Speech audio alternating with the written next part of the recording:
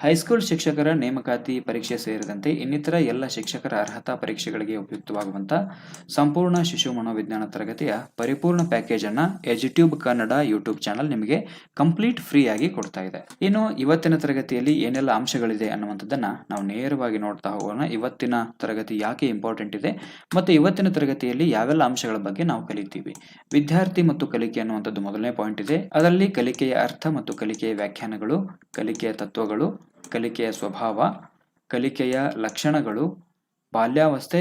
ಈ ಬಾಲ್ಯಾವಸ್ಥೆಯನ್ನು ಮುಖ್ಯವಾಗಿ ಮತ್ತೆ ನಾವು ಎರಡು ಭಾಗ ಮಾಡ್ಕೊಳ್ತೀವಿ, ಪೂರ್ವ ಬಾಲ್ಯ, ಉತ್ತರ ಬಾಲ್ಯ. ಈ ಪೂರ್ವ ಬಾಲ್ಯದಲ್ಲಿ ದೈಹಿಕ, ಬೌದ್ಧಿಕ, ಸಂವೇಗಾತ್ಮಕ, ನೈತಿಕ ವಿಕಾಸದ ಬಗ್ಗೆ ತಿಳ್ಕೊಳ್ತೀವಿ. ಅದಾದ ನಂತರ ಪೂರ್ವ ಬಾಲ್ಯಾವಸ್ಥೆಯ ಬಗ್ಗೆ ನೆನಪಿನಲ್ಲಿ ಇಟ್ಕೊಳ್ಬೇಕಾಗಿರ್ತಕ್ಕಂಥ ಮಹತ್ವದ ಅಂಶಗಳು. ನಿಮಗೆ ಯಾವ ಒಂದು ಪುಸ್ತಕದಲ್ಲೂ ಕೂಡ ಇಷ್ಟೆಲ್ಲ ಡೀಟೇಲ್ಸ್ ಸಿಗೋದಿಲ್ಲ. ಅದಾದ ನಂತರ ಉತ್ತರ ಬಾಲ್ಯ ನೋಡ್ತೀವಿ. ಉತ್ತರ ಬಾಲ್ಯದಲ್ಲಿ ದೈಹಿಕ ಬೆಳವಣಿಗೆ ಯಾವ ರೀತಿ ಇರುತ್ತೆ, ಬೌದ್ಧಿಕ ವಿಕಾಸ ಹೆಂಗಾಗುತ್ತೆ, ಸಂವೇಗಾತ್ಮಕ, ಸಾಮಾಜಿಕ, ನೈತಿಕ ವಿಕಾಸಗಳು ಯಾವ ರೀತಿ ಆಗ್ತವೆ ಅನ್ನುವಂಥದ್ದನ್ನ ತಿಳ್ಕೊಳ್ತೀವಿ. ಅದಾದ ನಂತರ ಉತ್ತರ ಬಾಲ್ಯದ ಕುರಿತಾಗಿರ್ತಕ್ಕಂತಹ ನೆನಪಿನಲ್ಲಿ ಇಟ್ಕೊಳ್ಬೇಕಾದ ಮಹತ್ವದ ಅಂಶಗಳನ್ನ ನಾವು ತಿಳ್ಕೊಳ್ತೀವಿ. ಈ ನೆನಪಿನಲ್ಲಿ ಇಟ್ಕೊಳ್ಬೇಕಾಗಿರ್ತಕ್ಕಂಥ ಮಹತ್ವದ ಅಂಶಗಳು ಏನ್ ಮಾಡ್ತವೆ ಅಂತಂದ್ರೆ ಹಳೆಯ ಪ್ರಶ್ನೆ ಪತ್ರಿಕೆಗಳನ್ನ ಆಧಾರವಾಗಿ ಇಟ್ಕೊಂಡು ನಾವು ಇದನ್ನ ರಚನೆ ಮಾಡಿರ್ತಕ್ಕಂಥದ್ದು. ಇನ್ನು ತಾರುಣ್ಯಾವಸ್ಥೆಯ ಲಕ್ಷಣಗಳು, ತರುಣರ ಸಮಸ್ಯೆಗಳು, ತರುಣರ ಸಮಸ್ಯೆಗಳಿಗೆ ನಾವು ಯಾವ ರೀತಿ ಪರಿಹಾರಗಳನ್ನು ಸೂಚಿಸಬೇಕು, ಜೊತೆಗೆ ತರುಣರ ದೈಹಿಕ ವಿಕಾಸ, ಬೌದ್ಧಿಕ ವಿಕಾಸ, ಸಂವೇಗಾತ್ಮಕ ವಿಕಾಸ, ಸಾಮಾಜಿಕ ಮತ್ತು ನೈತಿಕ ವಿಕಾಸ ಯಾವ ರೀತಿ ಆಗುತ್ತೆ ಅನ್ನುವಂಥದ್ದನ್ನ ನೋಡ್ತೀವಿ. ಅದಾದ ನಂತರ ತಾರುಣ್ಯಾವಸ್ಥೆಗೆ ಸಂಬಂಧಪಟ್ಟಂತೆ ನೆನಪಿನಲ್ಲಿ ಇಟ್ಕೊಳ್ಬೇಕಾಗಿರ್ತಕ್ಕಂಥ ಮಹತ್ವದ ಅಂಶಗಳ ಬಗ್ಗೆ ತಿಳ್ಕೊಳ್ತೀವಿ. ಇದೆಲ್ಲ ಆದ ನಂತರ ಈ ಎಲ್ಲಾ ಅಂಶಗಳಿಗೆ ಸಂಬಂಧಪಟ್ಟಂತೆ ಮಹತ್ವದ ಪ್ರಶ್ನೆಗಳನ್ನ ನಾನು ಕೇಳ್ತಾ ಹೋಗ್ತೀನಿ. ಆ ಪ್ರಶ್ನೆಗಳಿಗೆ ನೀವು ಉತ್ತರವನ್ನ ಕಾಮೆಂಟ್ ಮಾಡ್ತಾ ಹೋಗ್ಬೇಕು. ಇದು ಬಹಳಷ್ಟು ಇಂಪಾರ್ಟೆಂಟ್ ಆಗಿರ್ತಕ್ಕಂಥದ್ದು. ಇವತ್ತಿನ ತರಗತಿ ಇದು ಆರಂಭಿಕ ತರಗತಿ. ಹೈಸ್ಕೂಲ್ ಟೀಚರ್ಸ್ ರಿಕ್ರೂಟ್ಮೆಂಟ್ಗೆ ಸಂಬಂಧಪಟ್ಟಂತೆ ಸೈಕಾಲಜಿಯ ಫಸ್ಟ್ ಕ್ಲಾಸ್ ಇದು. ಆದ್ದರಿಂದ ಈ ಕ್ಲಾಸ್ಗೆ ನೀವು ಎಷ್ಟು ಲೈಕ್ ಕೊಡ್ತೀರಿ ಅಷ್ಟು ನಮಗೆ ಮೋಟಿವ್ ಆಗಿ ಇನ್ನೂ ಹೆಚ್ಚಿನ ಮಹತ್ವದ ಅಂಶಗಳನ್ನು ನಿಮಗೆ ತಿಳಿಸುವಂತ ಪ್ರಯತ್ನವನ್ನ ನಾವು ಮಾಡ್ತೀವಿ. ಆದ್ದರಿಂದ ದಯವಿಟ್ಟು ತಪ್ಪದೇ ತರಗತಿಗೆ ಲೈಕ್ ಮಾಡಿ. ಬನ್ನಿ, ಹಾಗಾದ್ರೆ ನಾವು ಇವತ್ತಿನ ತರಗತಿಯಲ್ಲಿ ಏನೆಲ್ಲ ತಿಳ್ಕೊಳ್ತೀವಿ ಅನ್ನುವಂಥದ್ದನ್ನ ನೋಡಿದ್ವಿ. ಇನ್ನು ನೇರವಾಗಿ ತರಗತಿಯನ್ನು ಆರಂಭ ಮಾಡೋಣ. ವಿದ್ಯಾರ್ಥಿ ಮತ್ತು ಕಲಿಕೆ. ಮೊದಲಿಗೆ ನಾವು ಕಲಿಕೆಯ ಬಗ್ಗೆ ನೋಡ್ತಾ ಹೋಗೋಣ. ಅದಾದ ನಂತರ ವಿದ್ಯಾರ್ಥಿಯ ಬಗ್ಗೆ ತಿಳ್ಕೊಳ್ತಾ ಹೋಗೋಣ. ವಿದ್ಯಾರ್ಥಿ ಅಂತ ಬಂದಾಗ ಹೈಸ್ಕೂಲ್ ಟೀಚರ್ಸ್ ರಿಕ್ರೂಟ್ಮೆಂಟ್ ಅಲ್ಲಿ ಪೂರ್ವ ಬಾಲ್ಯದಿಂದ ಆರಂಭ ಆಗುತ್ತೆ, ತಾರುಣ್ಯಾವಸ್ಥೆಯ ತನಕ ಮಾತ್ರ ಅಭ್ಯಾಸ ಮಾಡ್ತಾ ಹೋಗ್ತೀವಿ. ಇಲ್ಲಿ ಮೊದಲಿಗೆ ನಾವು ಕಲಿಕೆಯ ಬಗ್ಗೆ ನೋಡ್ತಾ ಹೋಗೋಣ. ಕಲಿಕೆ ಅನ್ನುವಂಥದ್ದು ಹೊಸ ಜ್ಞಾನವನ್ನ ಗ್ರಹಿಸುವಂಥದ್ದು ಮತ್ತು ವರ್ತನೆಯಲ್ಲಿ ಮಾರ್ಪಾಡು ಮಾಡುವಂತ ಪ್ರಕ್ರಿಯೆ. ಕಲಿಕೆ ಅಂತಂದ್ರೆ ಹೊಸದಾದ ಜ್ಞಾನವನ್ನ ಗ್ರಹಿಕೆ ಮಾಡ್ಕೊಳ್ಳುವಂಥದ್ದು, ಜೊತೆಗೆ ನಮ್ಮ ವರ್ತನೆಗಳಲ್ಲಿ ಮಾರ್ಪಾಡು ಮಾಡ್ಕೊಳ್ಳುವಂತ ಪ್ರಕ್ರಿಯೆಯನ್ನು ನಾವು ಕಲಿಕೆ ಅಂತ ಕರಿತೀವಿ. ಈ ಕಲಿಕೆ ಜ್ಞಾನ, ವರ್ತನೆ, ಕೌಶಲ್ಯಗಳು, ಮೌಲ್ಯಗಳು, ಸಾಧನೆ ಮತ್ತು ವಿವಿಧ ರೀತಿಯ ಜ್ಞಾನಾತ್ಮಕ ಮಾಹಿತಿಗಳನ್ನ ಅರ್ಥೈಸಿಕೊಳ್ಳುವ ಕ್ರಿಯೆಯಾಗಿದೆ. ಈಗಾಗಲೇ ತಿಳಿದಿರುವಂತಹ ಜ್ಞಾನಕ್ಕೆ ಹೊಸದನ್ನ ಸೇರಿಸುವಂತ ಕೆಲಸ ನಿರಂತರವಾಗಿ ನಡೀತಾನೆ ಇರುತ್ತೆ. ಈಗಾಗಲೇ ತಿಳ್ಕೊಂಡಿರ್ತಕ್ಕಂಥ ಜ್ಞಾನಕ್ಕೆ ಹೊಸದಾಗಿರ್ತಕ್ಕಂಥ ಜ್ಞಾನವನ್ನು ಸೇರಿಸುವಂತ ಕೆಲಸ ನಿರಂತರವಾಗಿ ನಡೀತಾ ಇರುತ್ತೆ ಅನ್ನುವಂಥದ್ದು ನಮಗೆಲ್ಲ ಗೊತ್ತೇ ಇದೆ. ಯಾಕಂದ್ರೆ ಹಸುಳೆಯಾಗಿರ್ತಕ್ಕಂಥ ಮಗು ಬೆಳೆದು ದೊಡ್ಡವನಾಗುವಂತ ಸಂದರ್ಭದಲ್ಲಿ ಮೊದಲು ಮಾಡ್ತಕ್ಕಂಥ ಕೆಲಸಗಳಿಗೂ ಹೊಸದಾಗಿ ಮಾಡ್ತಕ್ಕಂಥ ಕೆಲಸಗಳಿಗೂ ಕಂಪೇರ್ ಮಾಡಿ ನೋಡಿದಾಗ ಮಗು ಹೊಸದಾದ ಜ್ಞಾನವನ್ನು ಪಡ್ಕೊಂಡಿದೆ ಅನ್ನುವಂಥದ್ದು ನಮಗೆ ಅರ್ಥ ಆಗುತ್ತಾ ಹೋಗುತ್ತೆ. ಇನ್ನು ಕಲಿಕೆ ಅನ್ನುವಂಥದ್ದು ಏಕಕಾಲದಲ್ಲಿ ನಡೆಯುವಂಥ ಕ್ರಿಯೆ ಆಗಿರದೆ ಹಿಂದೆ ಕಲಿತ ಜ್ಞಾನಕ್ಕೆ ಒಂದು ನಿರ್ದಿಷ್ಟ ರೂಪವನ್ನು ನೀಡುವಂಥದ್ದಾಗಿದೆ.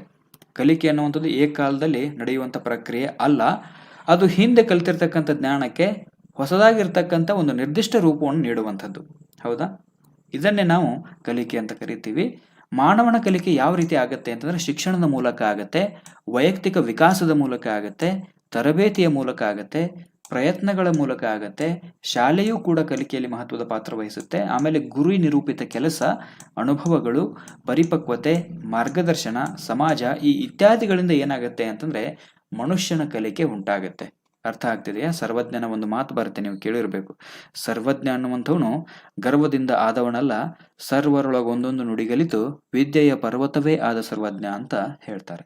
ಅಂದ್ರೆ ಎಲ್ಲರಿಂದಲೂ ಒಂದೊಂದು ಅಂಶವನ್ನು ಕಲಿತು ವಿದ್ಯೆಯ ಪರ್ವತ ಆದ ಸರ್ವಜ್ಞ ಅಂತ ಹೇಳ್ತಾರೆ. ಹಾಗೆಯೇ ಮಾನವನ ಕಲಿಕೆ ಏನಾಗುತ್ತೆ ಅಂದ್ರೆ ಶಿಕ್ಷಣದಿಂದ, ವೈಯಕ್ತಿಕ ವಿಕಾಸದಿಂದ, ತರಬೇತಿ, ಪ್ರಯತ್ನ, ಶಾಲೆ, ಗುರಿ ನಿರೂಪಿತ ಕೆಲಸ, ಅನುಭವಗಳು, ಪರಿಪಕ್ವತೆ, ಮಾರ್ಗದರ್ಶನ, ಸಮಾಜ ಇತ್ಯಾದಿಗಳಿಂದ ಮಾನವನ ಕಲಿಕೆ ಅನ್ನುವಂಥದ್ದು ಉಂಟಾಗುತ್ತೆ. ಇನ್ನು ಕಲಿಕೆಯು ಹೆಚ್ಚಾಗಿ ಪರಿಪಕ್ವನ ಮತ್ತು ಅನುಭವಗಳನ್ನ ಅವಲಂಬಿಸಿರುವುದರಿಂದಾಗಿ ವರ್ತನೆಯ ಸಾಮರ್ಥ್ಯವು ದೀರ್ಘಕಾಲೀನ ಬದಲಾವಣೆಗೆ ಕಾರಣ ಆಗತ್ತೆ. ಈ ಕಲಿಕೆಗೆ ಪೂರಕವಾಗಿ ಪರಿಪಕ್ವತೆ ಮತ್ತು ಅನುಭವಗಳು ಕೆಲಸ ಮಾಡೋದರಿಂದಾಗಿ ಕಲಿತಿರ್ತಕ್ಕಂಥ ವಿಷಯ ದೀರ್ಘಕಾಲದ ಬದಲಾವಣೆಗೆ ಕಾರಣ ಆಗುತ್ತೆ. ಜೊತೆಗೆ ಕಲಿಕಾ ಸಿದ್ಧಾಂತಗಳು ಅಂತ ಏನು ಬರ್ತವೆ, ಆ ಕಲಿಕಾ ಸಿದ್ಧಾಂತಗಳು ಕಲಿಕೆ ಯಾವ ರೀತಿ ಆಗತ್ತೆ ಮತ್ತು ಕಲಿಕಾ ಪ್ರಕ್ರಿಯೆಯ ಪರಿಪೂರ್ಣತೆಯನ್ನ ಅರ್ಥ ಮಾಡಿಕೊಳ್ಳುವಲ್ಲಿ ನಮಗೆ ಸಹಾಯಕ ಆಗತ್ತೆ. ಈ ಕಲಿಕಾ ಸಿದ್ಧಾಂತಗಳು ಅಂತ ಬರ್ತಾವಲ್ಲ, ವರ್ತನವಾದ ಸಿದ್ಧಾಂತಗಳು, ಸಾಂಪ್ರದಾಯಿಕ ಕಲಿಕೆಯ ಸಿದ್ಧಾಂತಗಳು, ಸ್ವಯಂ ನಿಯಂತ್ರಿತ ಕಲಿಕೆ, ಜ್ಞಾನಾತ್ಮಕ ಕಲಿಕೆ, ಗೆಸ್ಟಾಲ್ಟ್ ವಾದ, ಈ ಎಲ್ಲವುಗಳು ಈ ಪ್ರಮುಖ ಕಲಿಕೆಯ ವಾದಗಳು ಏನ್ ಮಾಡ್ತವೆ ಅಂತಂದ್ರೆ ಮನುಷ್ಯನಲ್ಲಿ ಅಥವಾ ಪ್ರಾಣಿಗಳಲ್ಲಿ ಕಲಿಕೆ ಯಾವ ರೀತಿ ಆಗತ್ತೆ ಹಾಗೂ ಕಲಿಕೆಯ ಪ್ರಕ್ರಿಯೆಯ ಪರಿಪೂರ್ಣತೆಯನ್ನ ಅರ್ಥ ಮಾಡಿಕೊಳ್ಳುವಲ್ಲಿ ನಮಗೆ ಸಹಾಯಕ ಆಗ್ತವೆ. ಒಂದು ಸಣ್ಣ ಉದಾಹರಣೆ ಮೂಲಕ ಹೇಳೋದಾದ್ರೆ, ಪ್ರಯತ್ನ ಪ್ರಮಾದ ಕಲಿಕೆ ಅದು ಒಂದು ಕಲಿಕಾ ವಾದ. ಆ ವಾದದಲ್ಲಿ ಥಾರ್ಂಡೈಕ್ ಅವ್ರು ಏನ್ ಹೇಳ್ತಾರೆ ಅಂದ್ರೆ, ಪ್ರಯತ್ನ ಮತ್ತು ಪ್ರಮಾದಗಳು ಸೇರಿ ಕಲಿಕೆಯನ್ನು ಉಂಟು ಮಾಡ್ತವೆ ಅಂತ ಹೇಳ್ತಾರೆ. ಹೀಗಾಗಿ ಈ ಕಲಿಕಾ ಸಿದ್ಧಾಂತಗಳು ಏನ್ ಮಾಡ್ತವೆ ಅಂತಂದ್ರೆ ಕಲಿಕೆ ಯಾವ ರೀತಿ ಆಗತ್ತೆ, ಜೊತೆಗೆ ಕಲಿಕಾ ಪ್ರಕ್ರಿಯೆಯ ಪರಿಪೂರ್ಣತೆಯನ್ನ ಅರ್ಥ ಮಾಡ್ಕೊಳ್ಳಿಕ್ಕೆ ಸಹಾಯ ಮಾಡುತ್ತೆ. ಇನ್ನು ಕಲಿಕೆಯು ಜೀವನ ಪರ್ಯಂತ ನಿರಂತರವಾಗಿ ಎಲ್ಲಾ ಜೀವಿಗಳಲ್ಲಿ ಕಂಡು ಬರ್ತಕ್ಕಂಥ ಅನಿವಾರ್ಯವಾದ ಒಂದು ಸಾರ್ವತ್ರಿಕ ಪ್ರಕ್ರಿಯೆ. ನೆನಪಿರಲಿ, ಕಲಿಕೆ ಕೇವಲ ಮಾನವರಲ್ಲಿ ಮಾತ್ರ ಆಗೋದಿಲ್ಲ, ಎಲ್ಲಾ ಜೀವಿಗಳಲ್ಲಿ ಕಂಡು ಬರ್ತಕ್ಕಂಥ ಒಂದು ಅನಿವಾರ್ಯ ಸಾರ್ವತ್ರಿಕ ಪ್ರಕ್ರಿಯೆ. ಇದು ಜೀವನ ಪರ್ಯಂತ ನಡೆಯುವಂಥದ್ದು. ಕಲಿಕೆಯು ಅನುವಂಶೀಯ ಮತ್ತು ಪರಿಸರದ ಕೊಡುಗೆ ಅಂತಾನೆ ಹೇಳ್ಬೋದು. ಕಲಿಕೆ ಯಾವುದರ ಕೊಡುಗೆ ಅಂತಂದ್ರೆ ಅನುವಂಶೀಯತೆ ಮತ್ತು ಪರಿಸರದ ಕೊಡುಗೆ. ಮಗು ಸಮಾಜದ ಘಟಕ ಆಗಿರೋದ್ರಿಂದಾಗಿ ಕಾಲಾನುಕ್ರಮದಲ್ಲಿ ಆಗುವಂತಹ ಧನಾತ್ಮಕ ಸರಣೀಕೃತ ಬದಲಾವಣೆಗಳಿಂದಾಗಿ ಮಗು ಸಮಾಜಮುಖಿಯಾಗಿ ಬೆಳೀತಾ ಹೋಗುತ್ತೆ. ಯಾಕಂದ್ರೆ ಪರಿಸರದಲ್ಲಿನೇ ಮಗು ಬೆಳೆಯೋದ್ರಿಂದಾಗಿ, ಮಗು ಸಮಾಜದ ಒಂದು ಘಟಕ ಆಗಿರೋದ್ರಿಂದಾಗಿ ಕಾಲಾನುಕ್ರಮದಲ್ಲಿ ಪರಿಸರ ಯಾವ ರೀತಿ ಇರುತ್ತೆ, ಆತನ ಅನುವಂಶೀಯ ಗುಣಗಳು ಯಾವ ರೀತಿ ಬಂದಿರ್ತೇವೆ, ಆ ರೀತಿ ಆಗ್ತಕ್ಕಂಥ ಧನಾತ್ಮಕ ಸರಣೀಕೃತ ಬದಲಾವಣೆಗಳಿಂದ ಮಗು ಏನಾಗ್ತಾ ಹೋಗುತ್ತೆ ಅಂದ್ರೆ ಸಮಾಜಮುಖಿಯಾಗಿ ಬೆಳವಣಿಗೆ ಆಗ್ತಾ ಹೋಗುತ್ತೆ. ಇನ್ನು ಕಲಿಕೆಯ ವ್ಯಾಖ್ಯಾನಗಳನ್ನ ನಾವು ನೋಡ್ತಾ ಹೋಗೋಣ. ಮ್ಯಾಕ್ ಡ್ಯೂಗಲ್ ಅವರ ಪ್ರಕಾರ ವರ್ತನೆಯಲ್ಲಿ ಉಂಟಾಗುವಂತ ಮಾರ್ಪಾಡುಗಳು, ಒಬ್ಬ ವ್ಯಕ್ತಿಯ ವರ್ತನೆಯಲ್ಲಿ ಉಂಟಾಗುವಂತ ಬದಲಾವಣೆಗಳು, ಮಾರ್ಪಾಡುಗಳನ್ನ ಮ್ಯಾಕ್ ಡ್ಯೂಗಲ್ ಅವರು ಕಲಿಕೆ ಅಂತ ಹೇಳ್ತಾರೆ. ಮುಂದುವರೆದು ಓರ್ವ ವ್ಯಕ್ತಿಯ ಸಹಜ ಅನುಕ್ರಿಯಾ ಪ್ರವೃತ್ತಿಗಳು. ಅನುಕ್ರಿಯಾ ಅಂತಂದ್ರೆ ಆತನ ಕ್ರಿಯೆಗಳು, ಒಬ್ಬ ವ್ಯಕ್ತಿಯ ಕ್ರಿಯೆಗಳು, ಆತನ ಪ್ರವೃತ್ತಿಗಳು ಯಾವ ರೀತಿ ಇರ್ತವೆ, ಜೊತೆಗೆ ವಿಕಸನ ಮತ್ತು ತಾತ್ಕಾಲಿಕ ಸ್ಥಿತಿಗಳಿಂದ ವಿವರಿಸಲಾಗದೇ ಇರತಕ್ಕಂಥ ಬದಲಾವಣೆಗಳ ಅಭ್ಯಾಸದಿಂದ ಉಂಟಾದ ಮಾರ್ಪಾಡುಗಳನ್ನೇ ಕಲಿಕೆ ಅಂತ ಹೇಳ್ತಾರೆ ಅವರು. ಅಂದ್ರೆ ಒಬ್ಬ ವ್ಯಕ್ತಿಯ ಪ್ರಕ್ರಿಯೆಗಳು, ಪ್ರವೃತ್ತಿಗಳು, ವಿಕಸನ, ಈ ಎಲ್ಲವುಗಳಿಂದ ಆತನ ಅಭ್ಯಾಸದಲ್ಲಿ ಏನಾಗುತ್ತೆ ಅಂದ್ರೆ ಮಾರ್ಪಾಡುಗಳಾಗ್ತಾ ಹೋಗ್ತವೆ. ಇದನ್ನೇ ಕಲಿಕೆ ಅಂತ ಮ್ಯಾಕ್ ಡ್ಯೂಗಲ್ ಅವರು ಹೇಳ್ತಾರೆ. ಇನ್ನು RS ವುಡ್ವರ್ತ್ ಅವರ ಪ್ರಕಾರ ವ್ಯಕ್ತಿಯ ಅಭಿವೃದ್ಧಿಗೆ ಕಾರಣವಾಗುವಂತಹ ಮತ್ತು ಅವನ ಆವರಣ ಹಾಗೂ ಅನುಭವಗಳನ್ನು ಹಿಂದಿನದಕ್ಕಿಂತ ಭಿನ್ನವಾಗಿಸುವಂತಹ ಯಾವುದೇ ಚಟುವಟಿಕೆಗಳನ್ನೇ ಕಲಿಕೆ ಅಂತ ವುಡ್ವರ್ತ್ ಅವರು ಹೇಳ್ತಾರೆ. ಅಂದ್ರೆ ಒಬ್ಬ ವ್ಯಕ್ತಿಯ ಅಭಿವೃದ್ಧಿಗೆ ಕಾರಣವಾಗುವಂತಹ ಜೊತೆಗೆ ಆತನ ಆವರಣ ಅಂದ್ರೆ ಆತನ ಪರಿಧಿ ಏನಿರುತ್ತಲ್ಲ, ಹಿಂದಿನ ಅನುಭವಗಳು, ಆ ಹಿಂದಿನ ಅನುಭವಗಳಿಗಿಂತ ಭಿನ್ನವಾಗಿಸುವಂತಹ ಯಾವುದೇ ಚಟುವಟಿಕೆಗಳನ್ನ ಕಲಿಕೆ ಅಂತ ವುಡ್ವರ್ತ್ ಅವರು ವ್ಯಾಖ್ಯಾನ ಮಾಡ್ತಾರೆ. ಇನ್ನು ಗಾರ್ಡ್ನರ್ ಮರ್ಫಿ ಅವರ ಪ್ರಕಾರ ಯಾವುದೇ ಸನ್ನಿವೇಶದ ಅವಶ್ಯಕತೆಗಳನ್ನು ಪೂರೈಸಿಕೊಳ್ಳುವಾಗ ವರ್ತನೆಯಲ್ಲಾಗುವಂತಹ ಬದಲಾವಣೆಗಳನ್ನೇ ಕಲಿಕೆ ಅಂತ ಕರೀತಾರೆ. ಅಂದ್ರೆ ಒಬ್ಬ ವ್ಯಕ್ತಿಗೆ ಒಂದರ ಅವಶ್ಯಕತೆ ಇದೆ, ಆ ಅವಶ್ಯಕತೆಗಳನ್ನು ಪೂರೈಸಿಕೊಳ್ಳುವಾಗ ಆ ವ್ಯಕ್ತಿಯಲ್ಲಿ ಆಗ್ತಕ್ಕಂಥ ಬದಲಾವಣೆಗಳನ್ನ ಕಲಿಕೆ ಅಂತ ಕರೀತಾರೆ. ನಮಗೆ ಒಂದು ಕತೆ ನೆನಪಾಗಬೇಕು, ಹಿಂದೆ ನೀರಡಿಸಿದ ಕಾಗೆ ಅನ್ನುವಂಥ ಒಂದು ಕತೆ ನೆನಪಾಗ್ಬೇಕು ನಮಗೆ.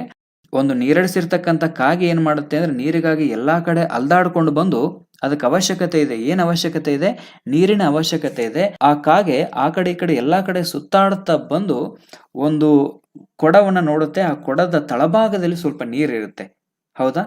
ಆ ನೀರನ್ನ ಅದು ಹೇಗಾದ್ರೂ ಮಾಡಿ ಕುಡಿಬೇಕು ಅಂತಂದಾಗ ಅದರ ತಲೆಯಲ್ಲಿ ಒಂದು ವಿಚಾರ ಬರುತ್ತೆ, ಕಲ್ಲುಗಳನ್ನ ತಂದು ಹಾಕಬೇಕು, ನೀರು ಮೇಲೆ ಬರುತ್ತೆ, ಅವಾಗ ನಾನು ನೀರು ಕುಡಿಬೇಕು ಅಂತ. ಅಂದ್ರೆ ಆ ಅವಶ್ಯಕತೆಗಳನ್ನ ಪೂರೈಸಿಕೊಳ್ಳುವಂತ ಸಂದರ್ಭದಲ್ಲಿ ಆ ಕಾಗೆಯ ವರ್ತನೆಯಲ್ಲಿ ಬದಲಾವಣೆ ಆಯ್ತಲ್ಲ, ಅದನ್ನೇ ನಾವು ಕಲಿಕೆ ಅಂತ ಕರಿತೀವಿ. ಗಾರ್ಡ್ನರ್ ಮರ್ಫಿ ಅವರು ಹೇಳಿದ್ದು ಅದೇ, ಯಾವುದೇ ಸನ್ನಿವೇಶದ ಅವಶ್ಯಕತೆಗಳನ್ನು ಪೂರೈಸಿಕೊಳ್ಳುವಾಗ ವರ್ತನೆಯಲ್ಲಾಗುವಂತಹ ಬದಲಾವಣೆಗಳನ್ನು ನಾವು ಕಲಿಕೆ ಅಂತ ಕರಿತೀವಿ.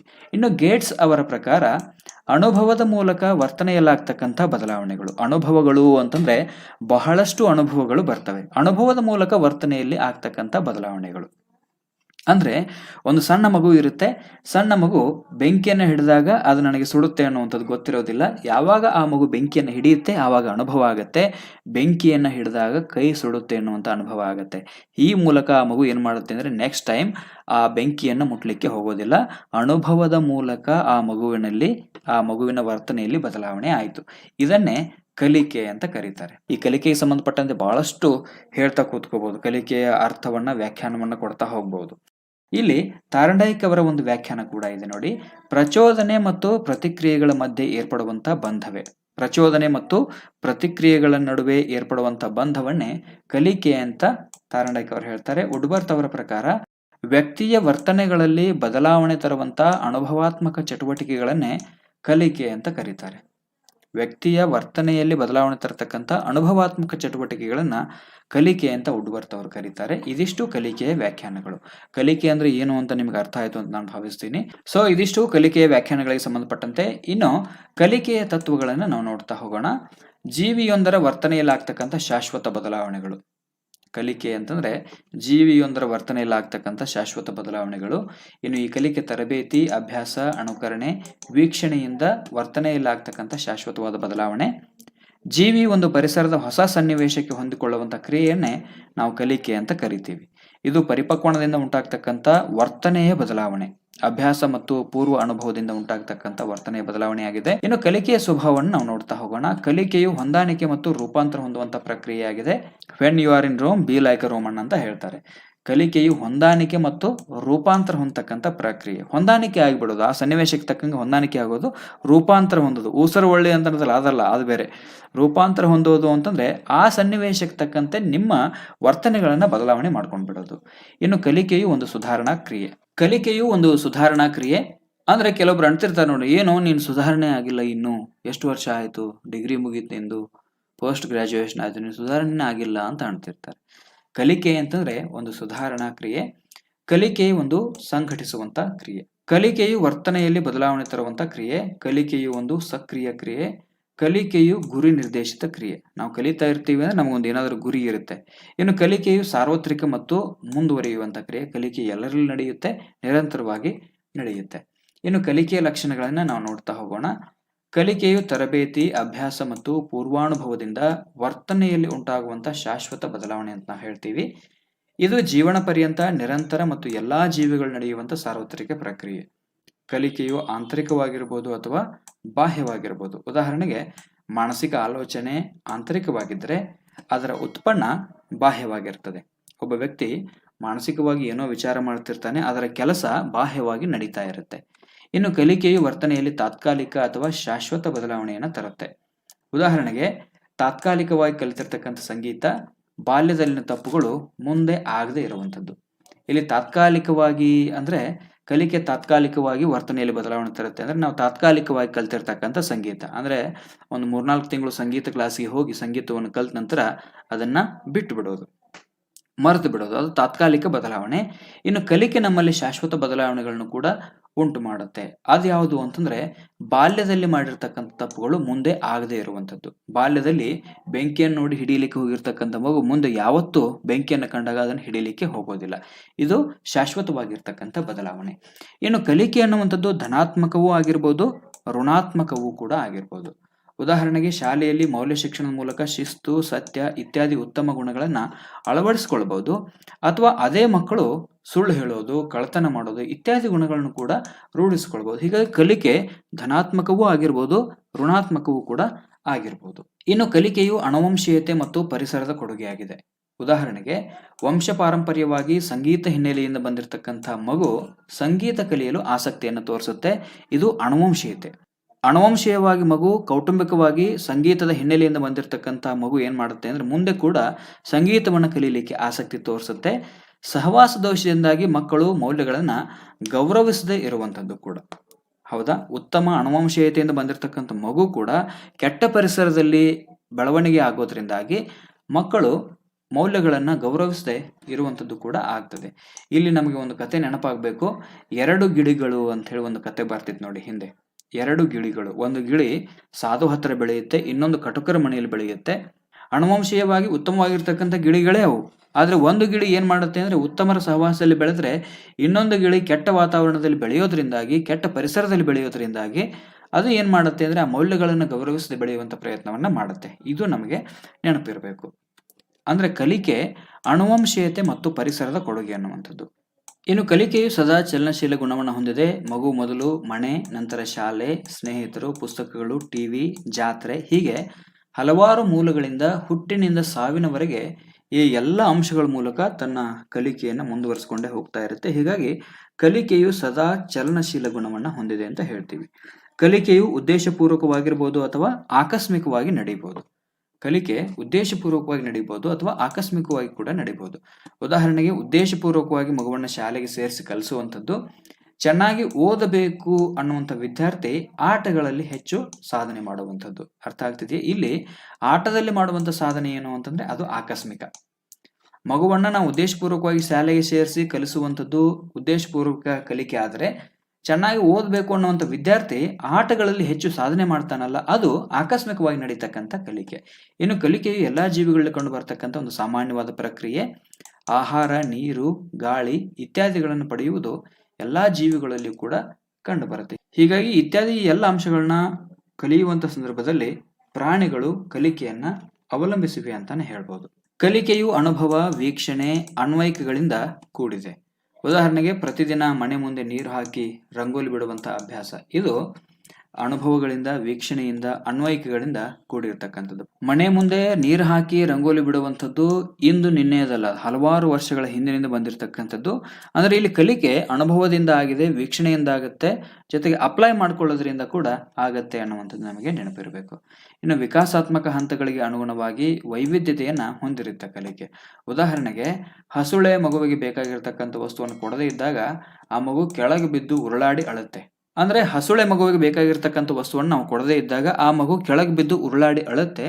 ಅದೇ ಮಗು ಪ್ರೌಢಾವಸ್ಥೆಗೆ ಬಂದಾಗ ವಸ್ತುವನ್ನ ಕೊಡದೇ ಇದ್ದಾಗ ಅಥವಾ ವಸ್ತುವನ್ನ ಆತನ ಕೈಯಿಂದ ಕಸ್ಕೊಂಡಾಗಲೂ ಕೂಡ ಆ ಮಗು ಕೆಳಗೆ ಬಿದ್ದು ಉರುಳಾಡಿ ಅಳೋದಿಲ್ಲ. ಹೀಗಾಗಿ ಕಲಿಕೆ ವಿಕಾಸಾತ್ಮಕ ಹಂತಗಳಿಗೆ ಅನುಗುಣವಾಗಿ ವೈವಿಧ್ಯತೆಯಿಂದ ಕೂಡಿರುತ್ತೆ.